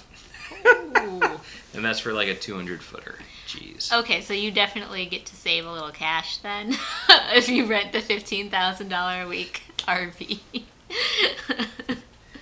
Man, oh man. Yeah, Malcolm actually just wrote another place to consider in New Zealand. So he's saying Dannevirke is a Dutch town, lower part of the North Island in New Zealand. Man, there's so many great spots. We're going to have to check out. I guess we're going to New Zealand. Yeah. Once it's open. Eric Brown is telling Blaine that he watched his live stream the other day, and good job. Oh, Blaine, we're sorry we missed it. We took a little break this week on certain live streams, but we're coming back with a vengeance next week. That's for sure. Yeah, we just had a lot going on this week that we couldn't get to a lot of things, but we can watch them on. We just had so many phone calls. Rewatch. We can rewatch it. It's fine. Cool. Oh yeah, I definitely we turned on Gallivanting Gals' live stream because we weren't able to tune in at their time, but we watched the whole thing through, after the fact, which is, it's so sweet to see that people do that for these live streams too. So if any of you guys have ever missed one and tuned in, afterwards, then I just want to thank you, because it really does help, even if you aren't able to make the time. It really helps with the channel and supporting it. Yeah. Blaine is saying, once this stuff gets done and we can travel, we're going to pull our RV and do some vlogs. Cool. Yeah. Well, we look forward to that. We look forward to seeing all that stuff. Because, once all this stuff's done, we'd love to hit the road and get a little bit of travel under our belt, because we have not been able to. I was just telling, we were on a Zoom call yesterday, and I was just saying, before all of this, I used to travel, multiple times a week sometimes, and flying, all over the place. And now I'm like, do I own a toiletry bag anymore? Where are my, We still haven't officially put our carry-ons away in storage. Yeah. They're still nearby in our bedroom, as if we're going anywhere. We're not. I think we're just in denial. That's the last remaining string attaching us to airline travel. Eric Brown is saying that Amsterdam in February, fingers and toes crossed. So yes, fingers crossed. Hope that you make it to Amsterdam in February, which would be really, really Cool. Yeah, the weather might be a little bit harsh, might be a little especially cold. coming from Louisiana. Yeah. However, a lot of the Amsterdam, the cool things to do there are indoors too. Like, so you'll have a great time. Hey Gareth, welcome. No worries about being late. Super fun. So I believe Gareth is in Wales. So we've got a pretty good crew from all over the Gareth. world. Yeah. Hey, welcome. Glad to have you. And hey Jamie. Jamie Henley Zacarias. Welcome. Jamie's saying that their carry-ons are still in the closet. Yeah. Yeah. We just can't. We can't put them. We can't put them away. It's like admitting defeat. Yeah. Mark is saying, didn't they show that bike parking lot on The Amazing Race? Maybe. They definitely show it actually in the Rick Steves Amsterdam episode too. Yeah. So if any of you guys are a fan like I am, that's a good place to spot it, and he kind of gives you a little overview of how it works. So Eric is saying about the bike status. Nobody cared about their bikes. If it's too expensive, it'll get stolen anyways. Interesting. You guys are so the Dutch are like famously pragmatic around the world, and very much like that. And I think that's really fun to just hear about that being so inlaid within the culture. Blaine, it's called replay. LOL. Yes. I couldn't think of a word as easy as replay. Okay, so Nick, I heard from our tour guide in Amsterdam that most people have two bikes in the Netherlands. One for the ride between home and the train station, and another one for Amsterdam Central to work. Oh, that's interesting. Which adds to the reason why there's so many of them there. We have one bike, and we finally bought a tire pump to pump up the tires so we could use it, and we still haven't actually done the pumping. Well, when we bought it, it was still kind of cold out, so we were waiting, because obviously as the air temperature changes, it affects air pressure in the tires. But yeah, we have the one bike that actually is on loan to us from Darlene Zacarias, so we need to get that and take it out and stuff, because that'd be a good way for us. We need to get a second bike so that we can ride it over to the beach area and stuff. We actually were joking but not joking on one of our longer walks a few weeks ago around Chicago that we are guessing that bike sales are probably also going to increase as more people are doing a little bit more exploring your backyard sort of thing. Yeah. So it's like, oh my gosh, we should invest in Schwinn. Well, it's not just wanting to explore their own backyard. It's people not wanting to take public transit. So I wouldn't be shocked if both bike and little mopeds and stuff like that actually go up with people wanting to in a city not buy a car, but buy something that allows them to get around town quickly. Yeah. Because you don't want to. I mean, I don't know.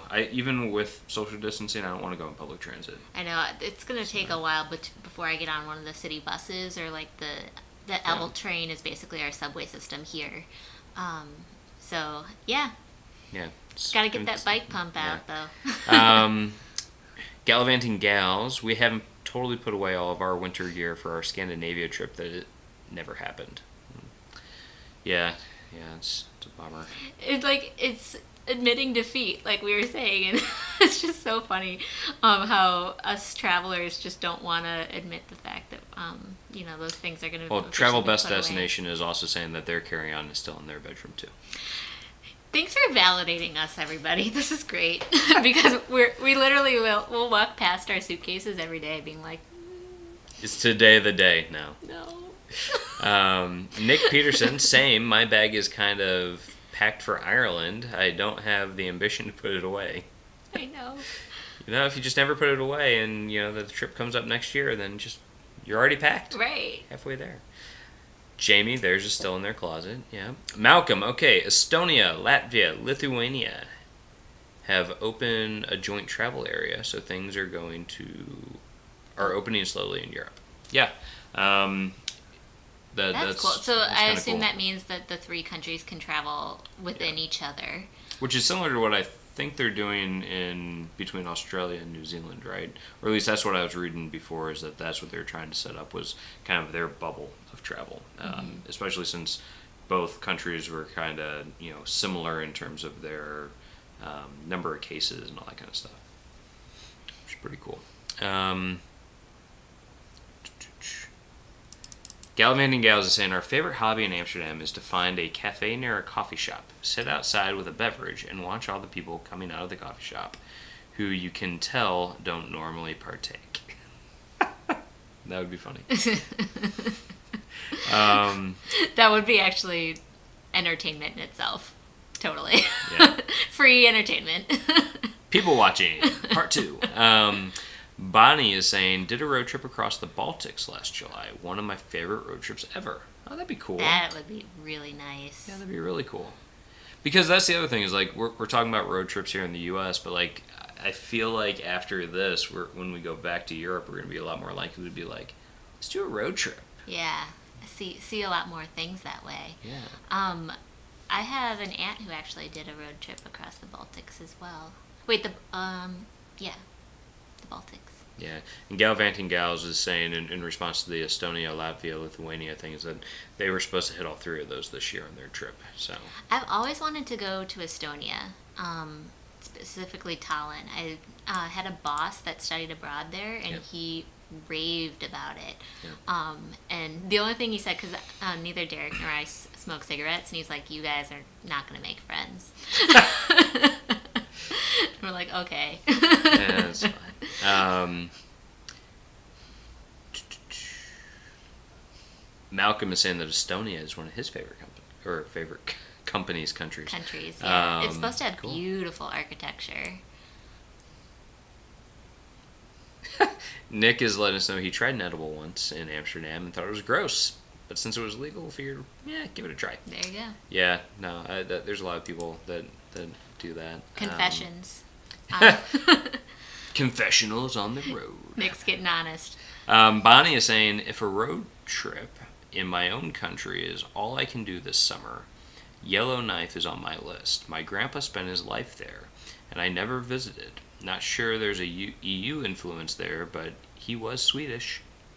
Cool. Oh, nice. Yellowknife. I don't know where Yellowknife is. We'll have to look that one up. I'm going to look it up right now.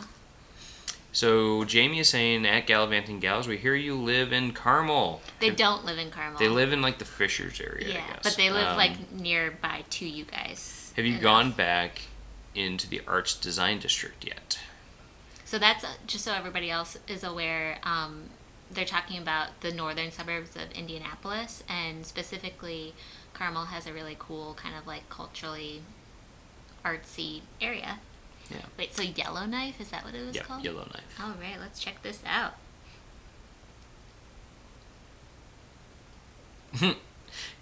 Gallivanting Gals, the only bubble we could have would be with Canada, and I don't think they want us. Well, no, that's not true. We could also have a bubble with Mexico.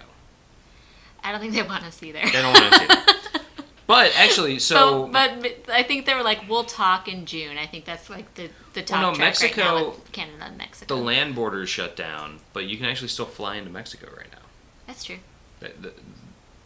As opposed, I don't think you can do You that might have Canada. to quarantine though. I don't know.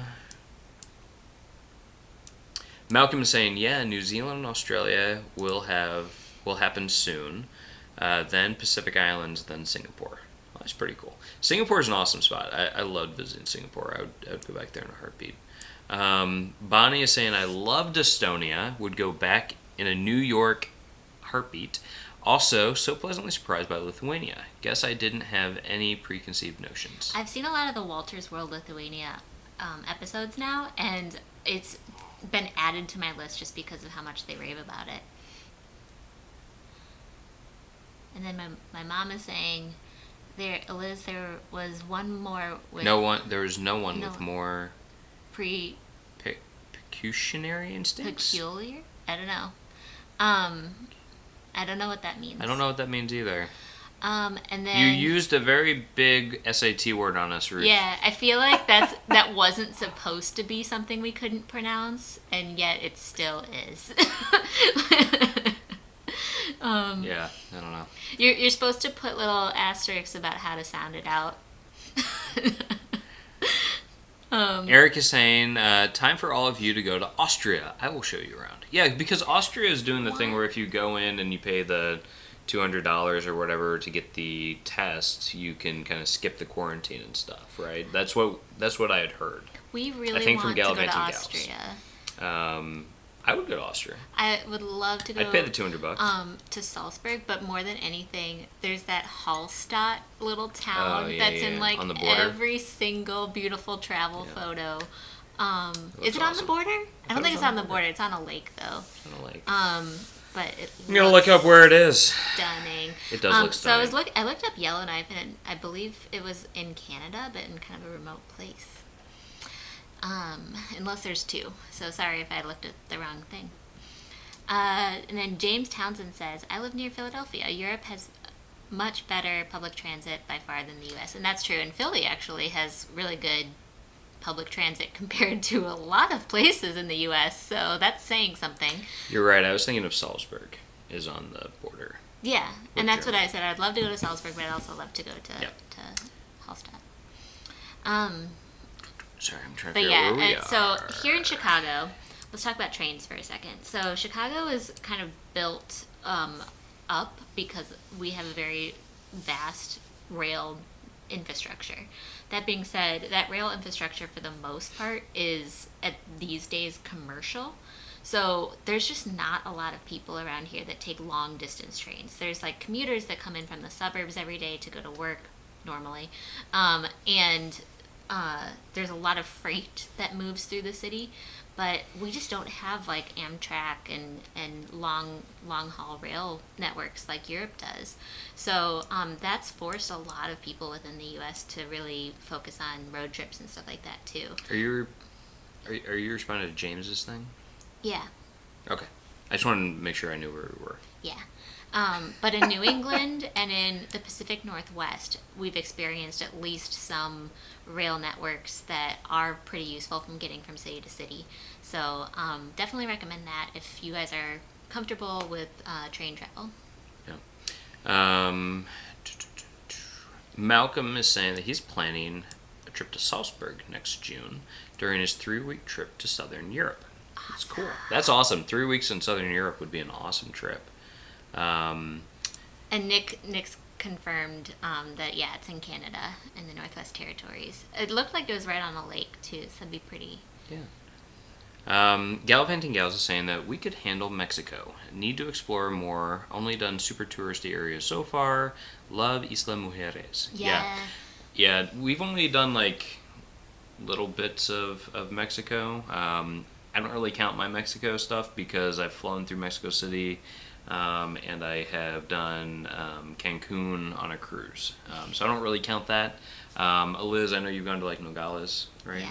I mean, on the border. It's not, there's so much more in Mexico that we want to see. And Yeah. I think we had mentioned this before on one of these, but we were very actively trying to figure out before COVID happened how to take Derek's grandfather back to the area in Mexico where he was born. However, that is certainly not happening in 2020 as we had hoped. Yeah. So we're just trying to figure out what our trip to Mexico would end up looking like. Yep. All right. Nick was saying, Philippe was saying yesterday, totally, that we might be able to go to Maybe Canada July. in July. So I hadn't really thought, so let me just give some people some background. Derek and I were on a Zoom call with a lot of the people on this chat yesterday, talking about travel this summer, which was super fun and just great to get like a meeting of the minds, if you will. But there was this one guy, Philippe, who is from Ottawa, who's not on this chat right now, but he works in like Canadian government stuff. And he was saying that what he's been hearing with Canada, and maybe Bonnie can tell us if this is kind of in line with what she's feeling, that there would probably be a discussion about reopening the borders after Canada Day and the 4th of July. And that's because there is some concern that if all of a sudden the border opened like the first week of July, because so many Americans and Canadians have time off in that space, that there would just be like way too much inter-nation travel. So it'd be interesting if it opens like mid-July because of that reason. We'll see. This is obviously all speculation. But that's something that we've kind of been tracking ourselves. your mom is saying basically the word meant cheap. Your Oppa was super cheap. He was, yeah. Okay. Eric Brown is saying that Tallinn, Estonia is definitely on his list. I wish I could take off a year and just travel around the world. Haha. Me too. This is not the year to take the year off and travel around the world, but yes, we actually know a couple who had done that starting in like February. Yeah. And I obviously feel heartbroken for them on that. They had to come back to the U.S. like only after a few weeks after leaving. Yeah. So James is saying Montreal is said to be the most European city in North America. Mm-hmm. Yeah. Yeah, Montreal is very, very French influenced. Yeah. But so is Quebec City, so. Yeah. Eric is saying there are 2 Hallstatts, one in Austria and a fake one in China. Cool. We went to kind of a fake Venice in China. Well, no. They called it the Venice of... Yeah, but it's not a fake Venice. Well, it's not like they built Venice. It's a canal town that's very authentic to China. That's true. It wasn't like a rebuilt Venice. Yeah, I was gonna say that's offensive. Well, they call it the Venice of the East. Yeah, like travel magazines do. So yeah, yes, that is true. But no, in China they do these things where they'll like build like a kind of like what we do with like fake German towns. Like they'll do that. Or Vegas. Yeah. Or Vegas. We just build fake things. But they'll build like it's like as though you're in Europe. It's like a theme park that feels like you're in like a European city, where they build like a castle and all that kind of stuff, which is pretty interesting. Thomas Reiser, Carmel is great for roundabout practice. It is. Especially if you're driving with my dad. Such a fair point. Also, Matt and Jamie can chime in on this one. There's like back-to-back roundabouts in Carmel. So sometimes you go from like one roundabout into another roundabout, and you really have to know which direction's what. Yeah. Yeah. So Germany travel personal guide, Darian is saying, start in Garmisch and you can hit Austria very easy. Garmisch is a border town. Yeah. Nice. Cool. And I think Garmisch is the place that you like to stay, right, Darian, when you go? Yeah, he's definitely mentioned that before. Yeah. Speaks very highly of Garmisch. So Mark Finley is saying, Hallstatt was on our plan to visit this month. It looks amazing, but it really is overrun with tourists, from what we understand. We've heard that too, yeah. But it does look amazing. So we were going to, if we went to Austria, we were going to visit there anyway. Kind of like I think you guys had on the plans. Yeah. And Malcolm's saying, that basically one of their newspapers just had a story about how Hallstatt is being over-touristed right now. Yeah, and so there's like this thing that when we think about like places that are over-tourist, or there's just so packed full of people, are there ways that you can go see the place and maybe get it to yourself? So if most people do it as a day trip and don't stay there, do you stay the night so that you're there when the tourists leave, or you can get there before they arrive, things like that. I know that, people talk about Mont Saint-Michel in France. Yeah. And that, during the daytime, super touristy, but most people don't spend the night there. So if you were to stay the night, maybe in the evening you'd have it more to yourself. And that might be a good way to see it. That's true. So, yeah. There's ways that you can try to do it. Same thing with Venice, stay in the night and, try to wake up early before the cruise ships come in, things like that. Because there's a reason why they're over tourists. It's because they're nice and you want to see them. So. Right. So, Bonnie's saying the Baltics... Sorry, you're blocking it now. Okay, Baltics is EU without all the people. Less expensive and somewhat frozen in time. Loved visiting the Soviet bunkers, old prisons. Not for everyone, but I enjoyed those places. Yeah, I think they're just very underrated travel destinations. I believe Riga, Latvia is also kind of like becoming an up-and-coming place, along with Tallinn. There's a couple more people like talking about it, but it would be really cool to visit those areas before they become overrun. Interesting, yeah. Gareth is saying that he loves train travel and would love to travel across Canada by rail. Yeah, that'd be pretty cool. I heard it takes a long time. Yeah. Well, Bonnie is saying that the Rocky Mountaineer train is really cool. Yeah. To use her words, amazing. Yeah. we would do that. That'd be really cool. But where is it? It'd probably be a lot easier than driving. Yeah, Thomas Reiser is making the point, though, about this, that no cross-country travel in Canada until November by train is currently what they're saying. So wow. That's, I mean, gotta keep safe. Yeah. Nick Peterson saying Chicago is the center of long-distance Amtrak train service in the U.S., which is true. However, I don't feel like that many people opt for the Amtrak, at least that we come across in Chicago. So maybe there's people that kind of jump into Chicago and use it as a layover place. Yeah, I don't know. I mean, to be honest, though, we have not explored train travel in the U.S. very much. Not in Chicago, like we did when we lived in New England. You mean New York? Yeah, I mean, yes, but we didn't do, we weren't looking for, cross-country, train travel. True. Right? We would use it, maybe to go down to, Baltimore or something like that. Or, yeah. I think you have to have a lot of time on your hands with cross-country train travel, too. Gallivanting Gals, see ya. Bye, Gallivanting Gals. Bye, Tracy and Melinda. Great to hopefully have you. we'll see you tomorrow on your live stream. Yes.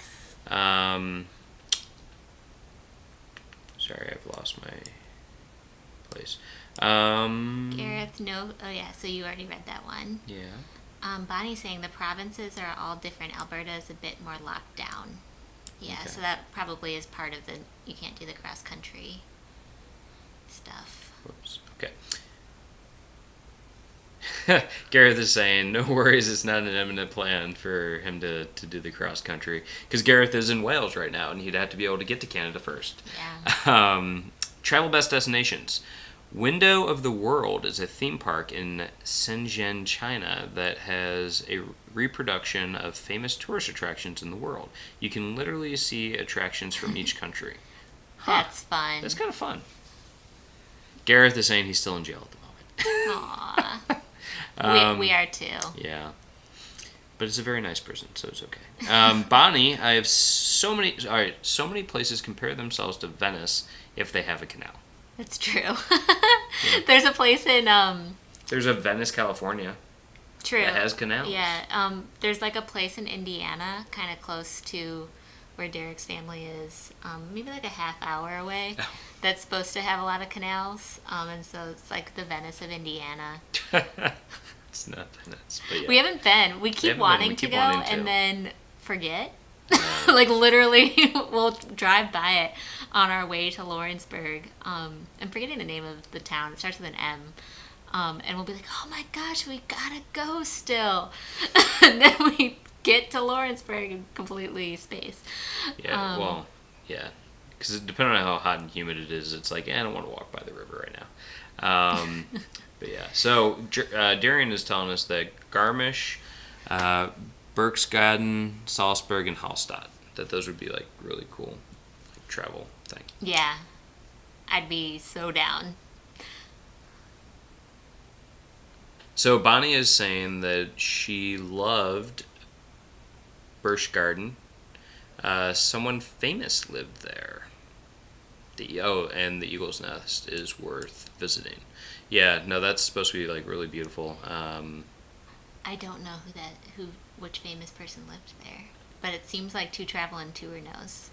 So they have a secret. We don't know the secret. So Nick is saying, "Viva Las Vegas!" It will be interesting to see what that town turns into. The casinos post-COVID. Yeah. So I have a friend who lives in Vegas, and she posted a video of her and her friend riding the city bikes down the Vegas Strip, and it was 100% empty. There were no cars and no people. Yeah. So it was very weird to see, especially because Derek and I had been to Vegas in January, so it was recent in our minds about how crowded the Strip is and stuff. Yeah, and I think that they might have been talking about Hitler. And she meant infamous. Oh. The Eagle's Nest, it was one of Hitler's retreats. Ah. Yeah. But it's supposed to be gorgeous. I still remember the episode from Band of Brothers when they capture the Eagle's Nest and stuff, and talk about breathtaking scenery. Yikes. Mark, goodbye, Mark. Thank you for Mark joining Finley. in and tuning in. We really enjoyed having you. And hello, J&N Travels. Welcome. J&N, welcome. How you doing? Two traveling tours are like, yeah, I was going to say. Okay.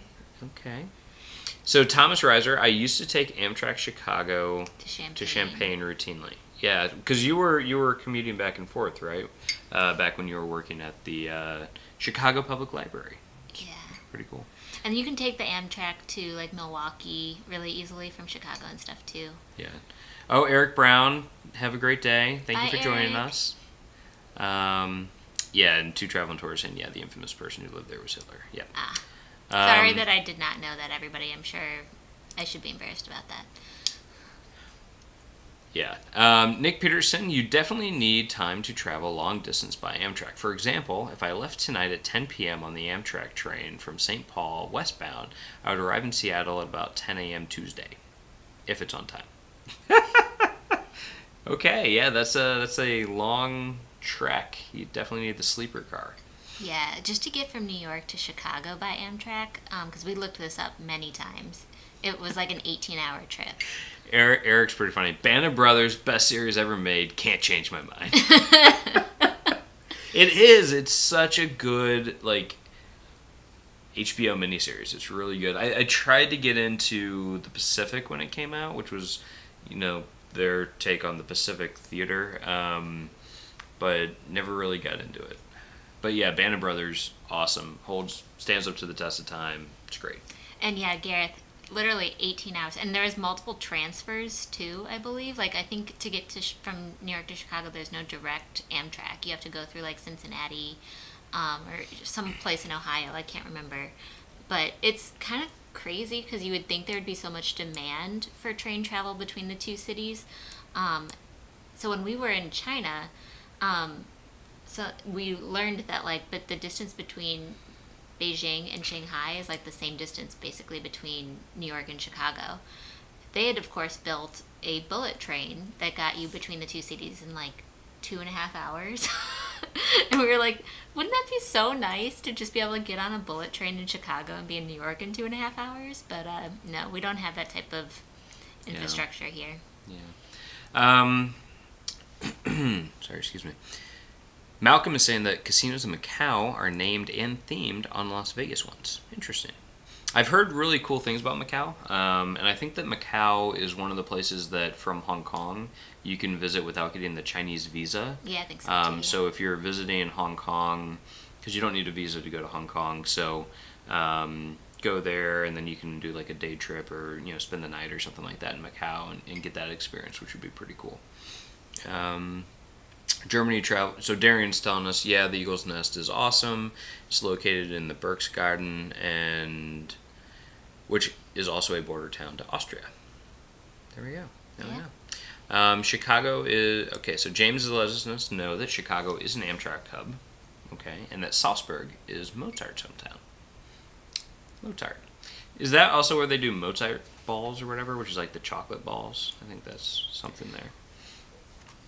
But we have never been, so we would love to go. James has let us know that my wife and I honeymooned at the Secrets Vallarta Bay in Puerto Vallarta, Mexico in 2016. Oh, that sounds nice. Oh, that would be beautiful. Yeah, I'm sure. I don't think Brenna's still on. If she is, she can give a shout, but she's gone to Puerto Vallarta a few times and just raved about it. We have not been to that part of Mexico, but really want to go. There's a lot of Mexico to see. I mean, it's a massive country, right? And there's so, like, whether you're going to, like, Baja California, if you want to go to, like, Mexico DF, if you want to go down to, like, the Yucatan Peninsula, like, there's just so much of it.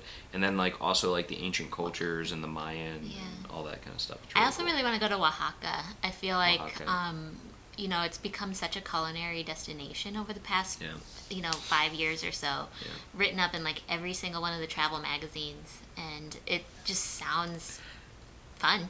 Yeah. And, I love Mexican food, so, like, I'm down. Sign me up. Sign me up. I'm down.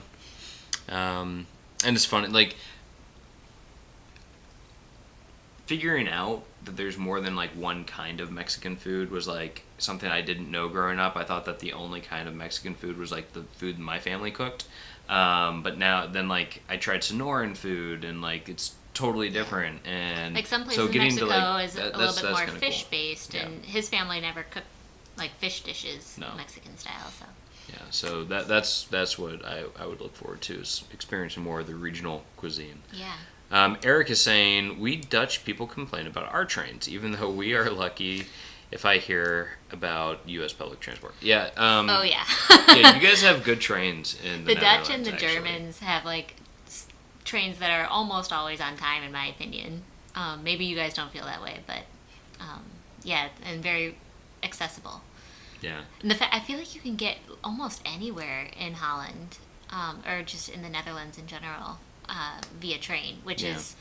You might have to, like, make a few, like, changeovers at different, like, transfers like at, like, Utrecht or something. Yeah. But still, like, you can kind of get where you need to go, for the most part, it sounds like. And that just is it's completely foreign to so many of us in America. Yeah. So Bonnie is saying that from Eagle's Nest, you can see Salzburg. There's a little finger in Germany that dips down into Austria. Oh, that's cool. Yeah, actually, it was really funny. We were driving from Germany to the airport in Switzerland, and it's funny when you go from Germany to Switzerland to Germany again, and then back into Switzerland. You can kind of like make those like jumps. It's kind of funny, like you're crossing borders, and the only reason you know the difference is because the language switches or something. It's kind of fun.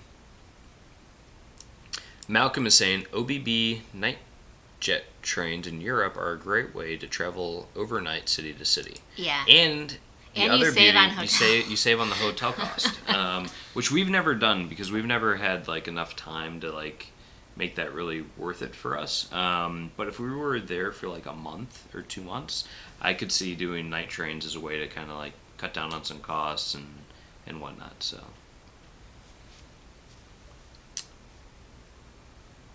Germany. So Darian is basically. We're like trying to read that word. I think the both of us are quiet because we're like Berchtesgaden is beautiful. Yeah. And so Darian is saying I had actually found that famous person's house and drop by every time. So yeah. Back to talking about some World War II info. Yeah. So Blaine. Yeah. So I've been to Puerto Vallarta. Matter of fact, my thumbnail for tomorrow night has a photo we took from there. Awesome. Cool. We'll have to go check that out. We've got a lot of live streams to tune into tomorrow night. Blaine's and Galvanting Gals. Yeah, we'll just hop between. Cool. Yeah. No. Puerto Vallarta would be really cool. Don't you have family friends that have a place down there or something like that? Yes. Yeah, that's cool. But I've never been. So yeah. That's all I can say. So James is saying that he did a little write-up on Philadelphia public transit on Reddit once. Oh, cool. Oh, nice. Send us a link to that.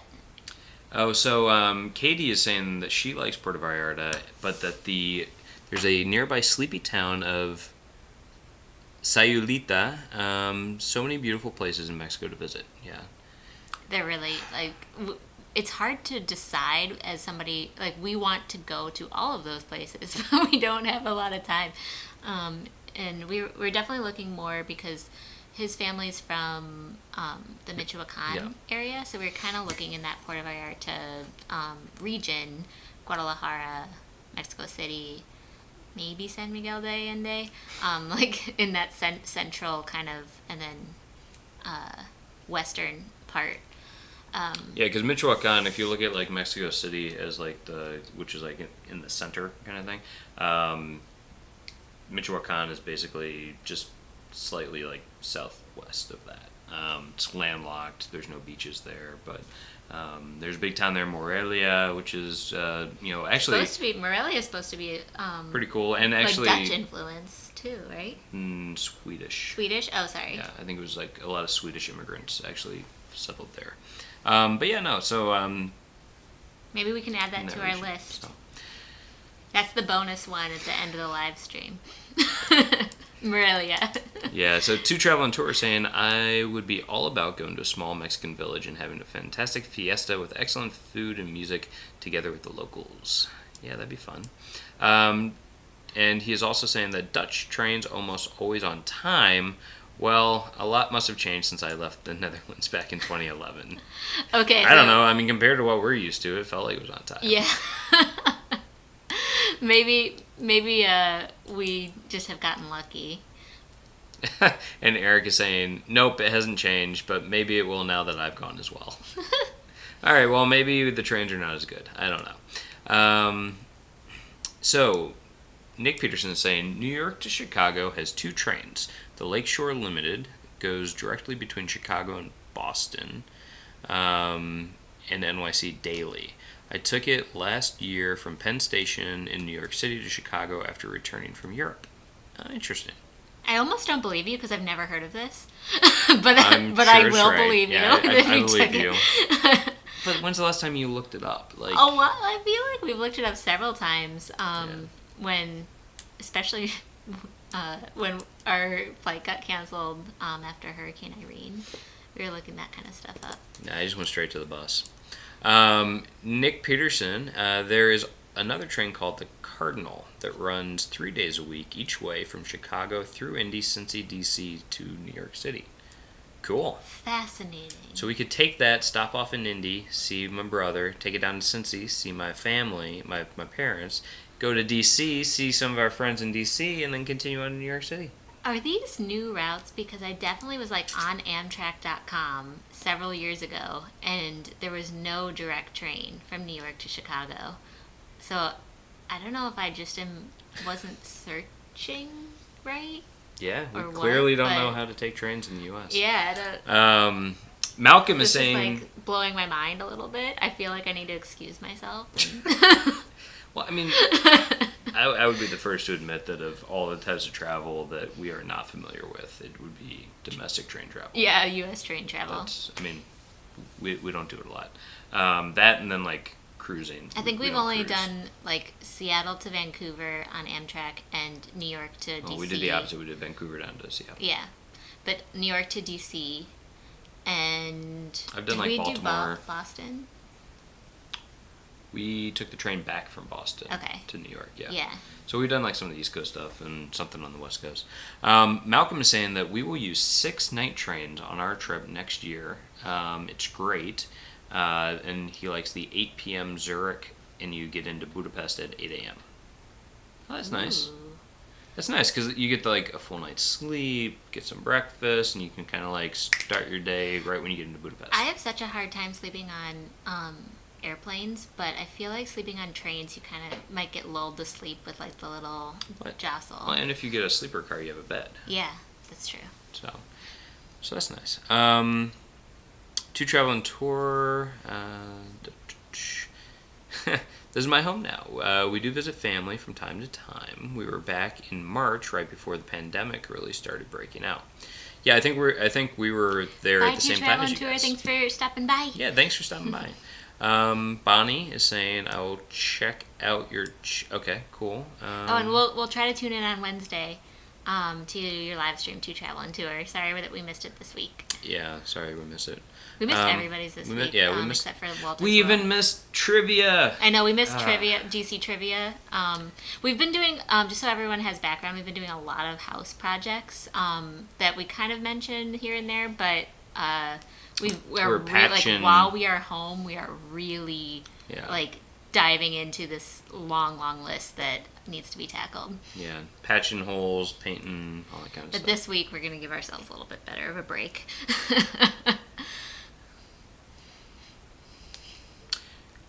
Sorry, I interrupted you before. I think you were talking about what Bonnie was saying, or was Malcolm? It's fine. Malcolm is saying we have 3 passenger trains in the whole of New Zealand. 2 in the South Coastal Pacific, and Transalpine are worth doing. Interesting. Cool.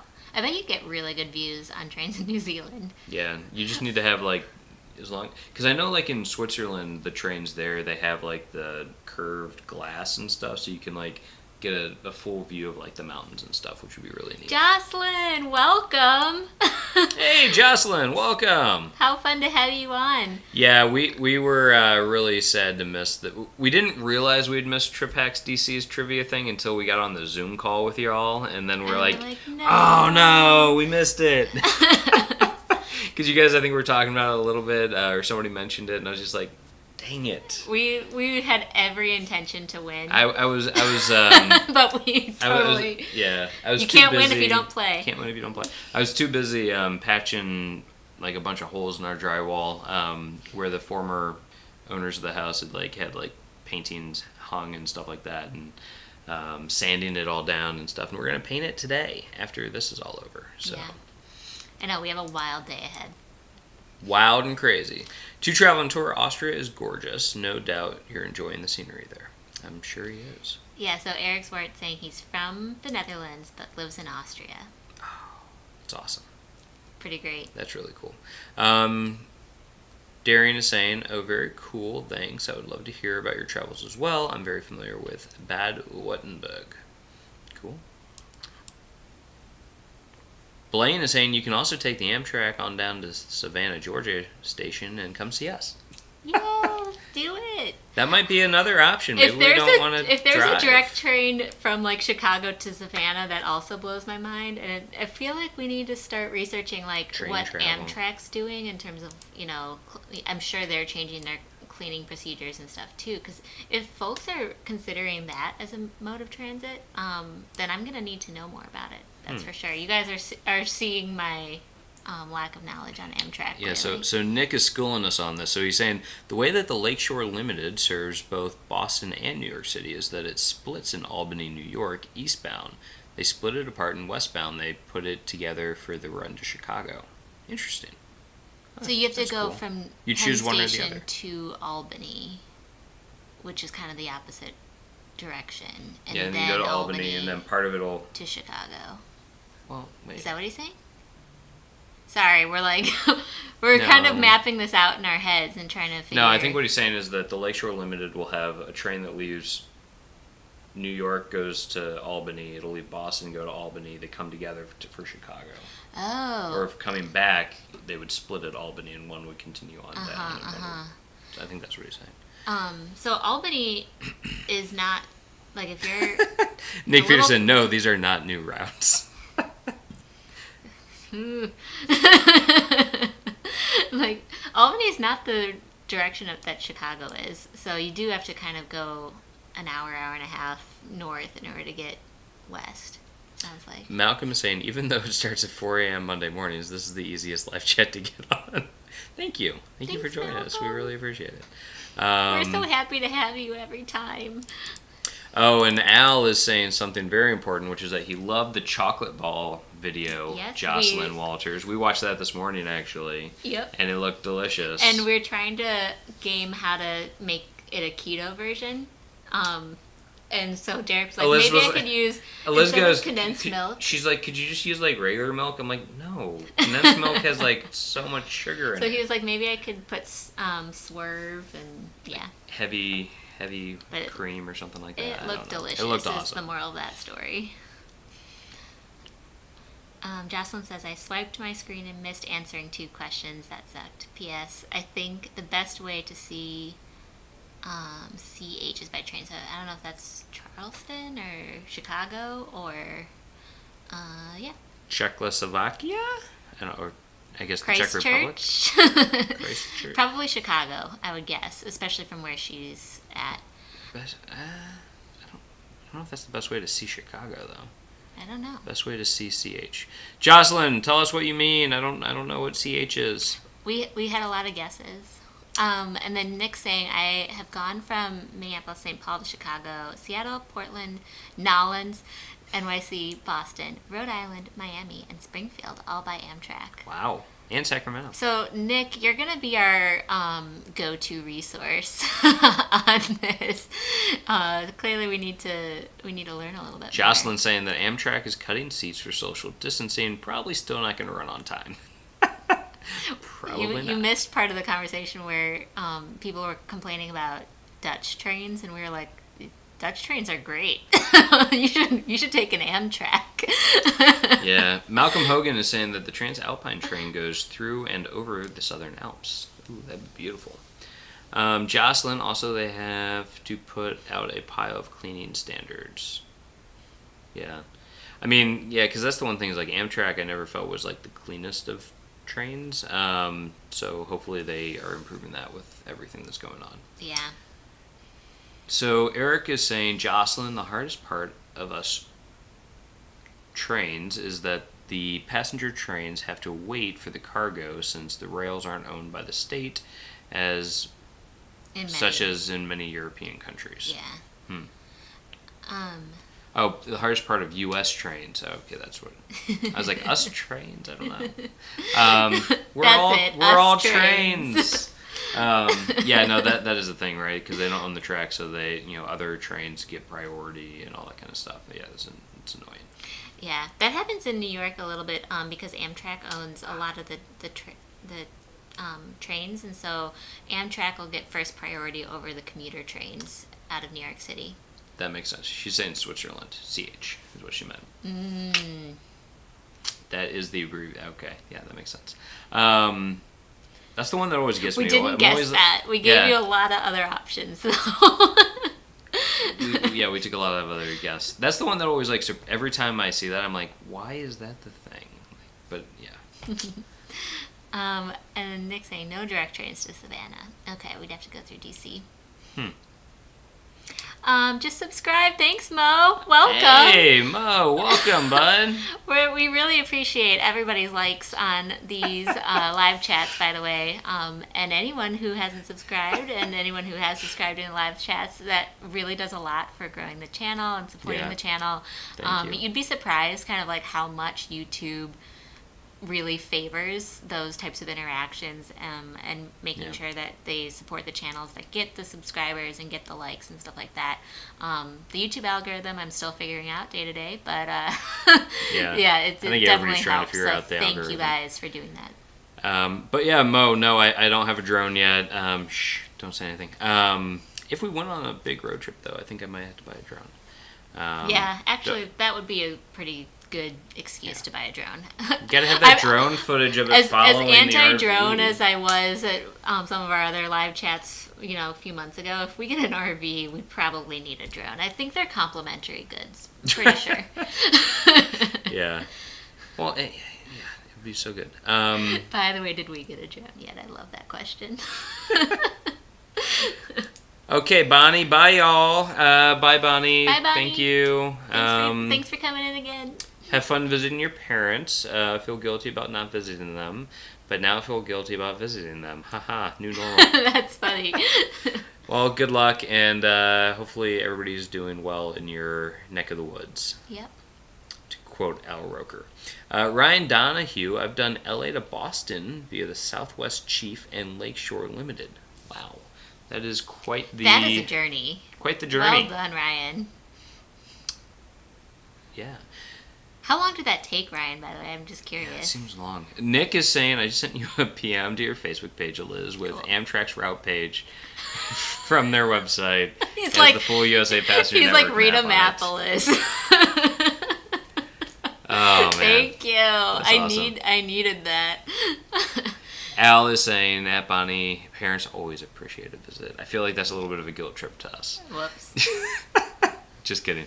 Jocelyn, Eric, yes, I used to work with a historic railroad in Savannah. Oh, that's cool. We didn't know that, Jocelyn. That's pretty neat. That is awesome.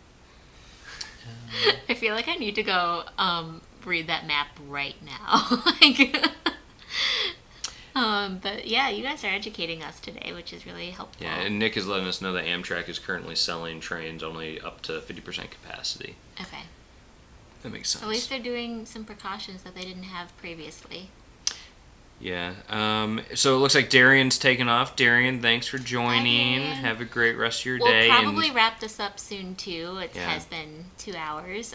and Derek and I do need to get some painting done.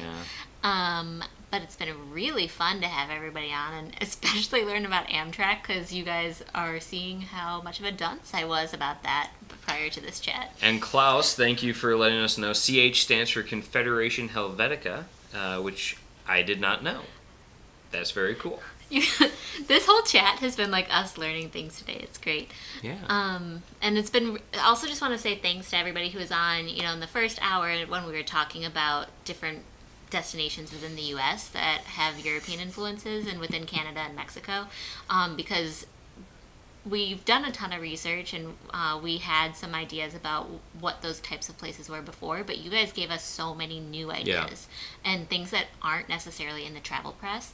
So I've written a lot of them down, and we're really going to be looking into that and seeing what there is to see. So just want to thank you guys for that.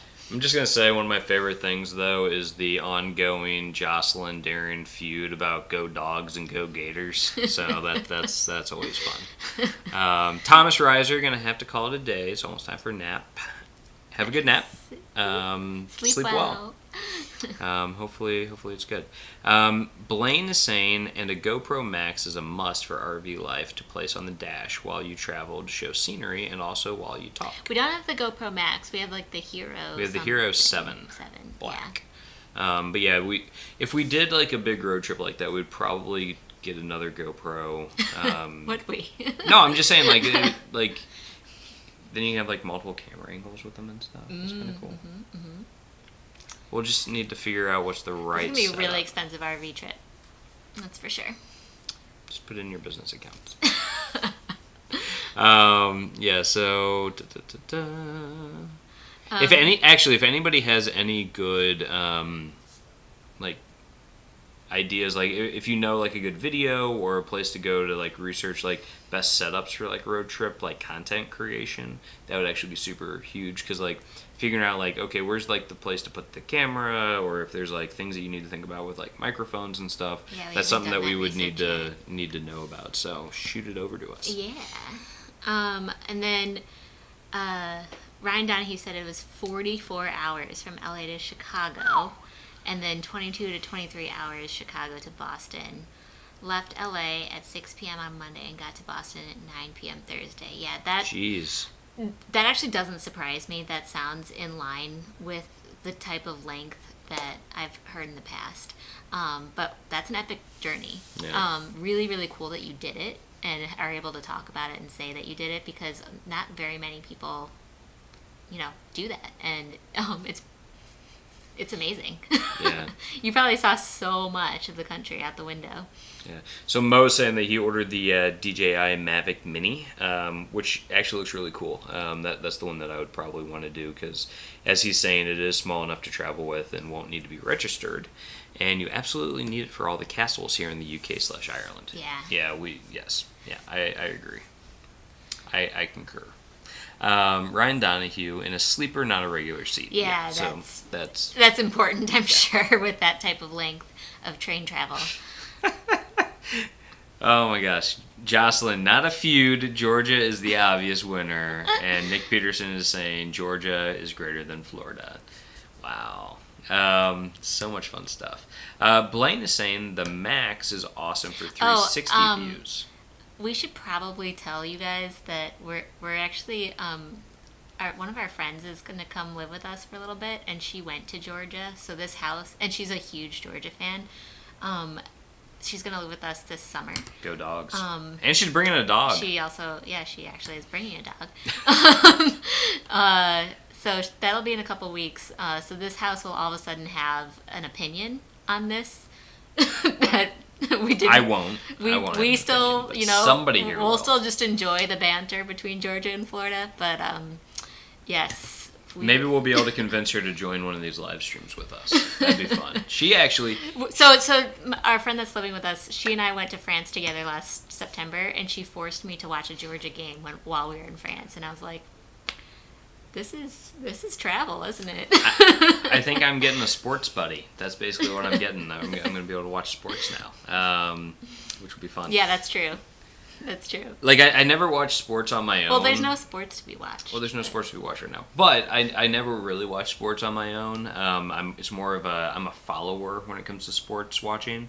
So I'm excited to have somebody to like kind of draw me into that sports world again. That'll be fun. Sorry, there's some... Eric, now play nice, children. All right, so wait, but I want to get back to what Blaine was saying. So the Max is awesome for 360 views. I'm getting one soon, I hope. Need to butter up my wife, I guess, LOL. That's awesome. We'll have to look at... I don't know. We need to figure this out just so that when we do create content on the road, hopefully we do it right. Yeah.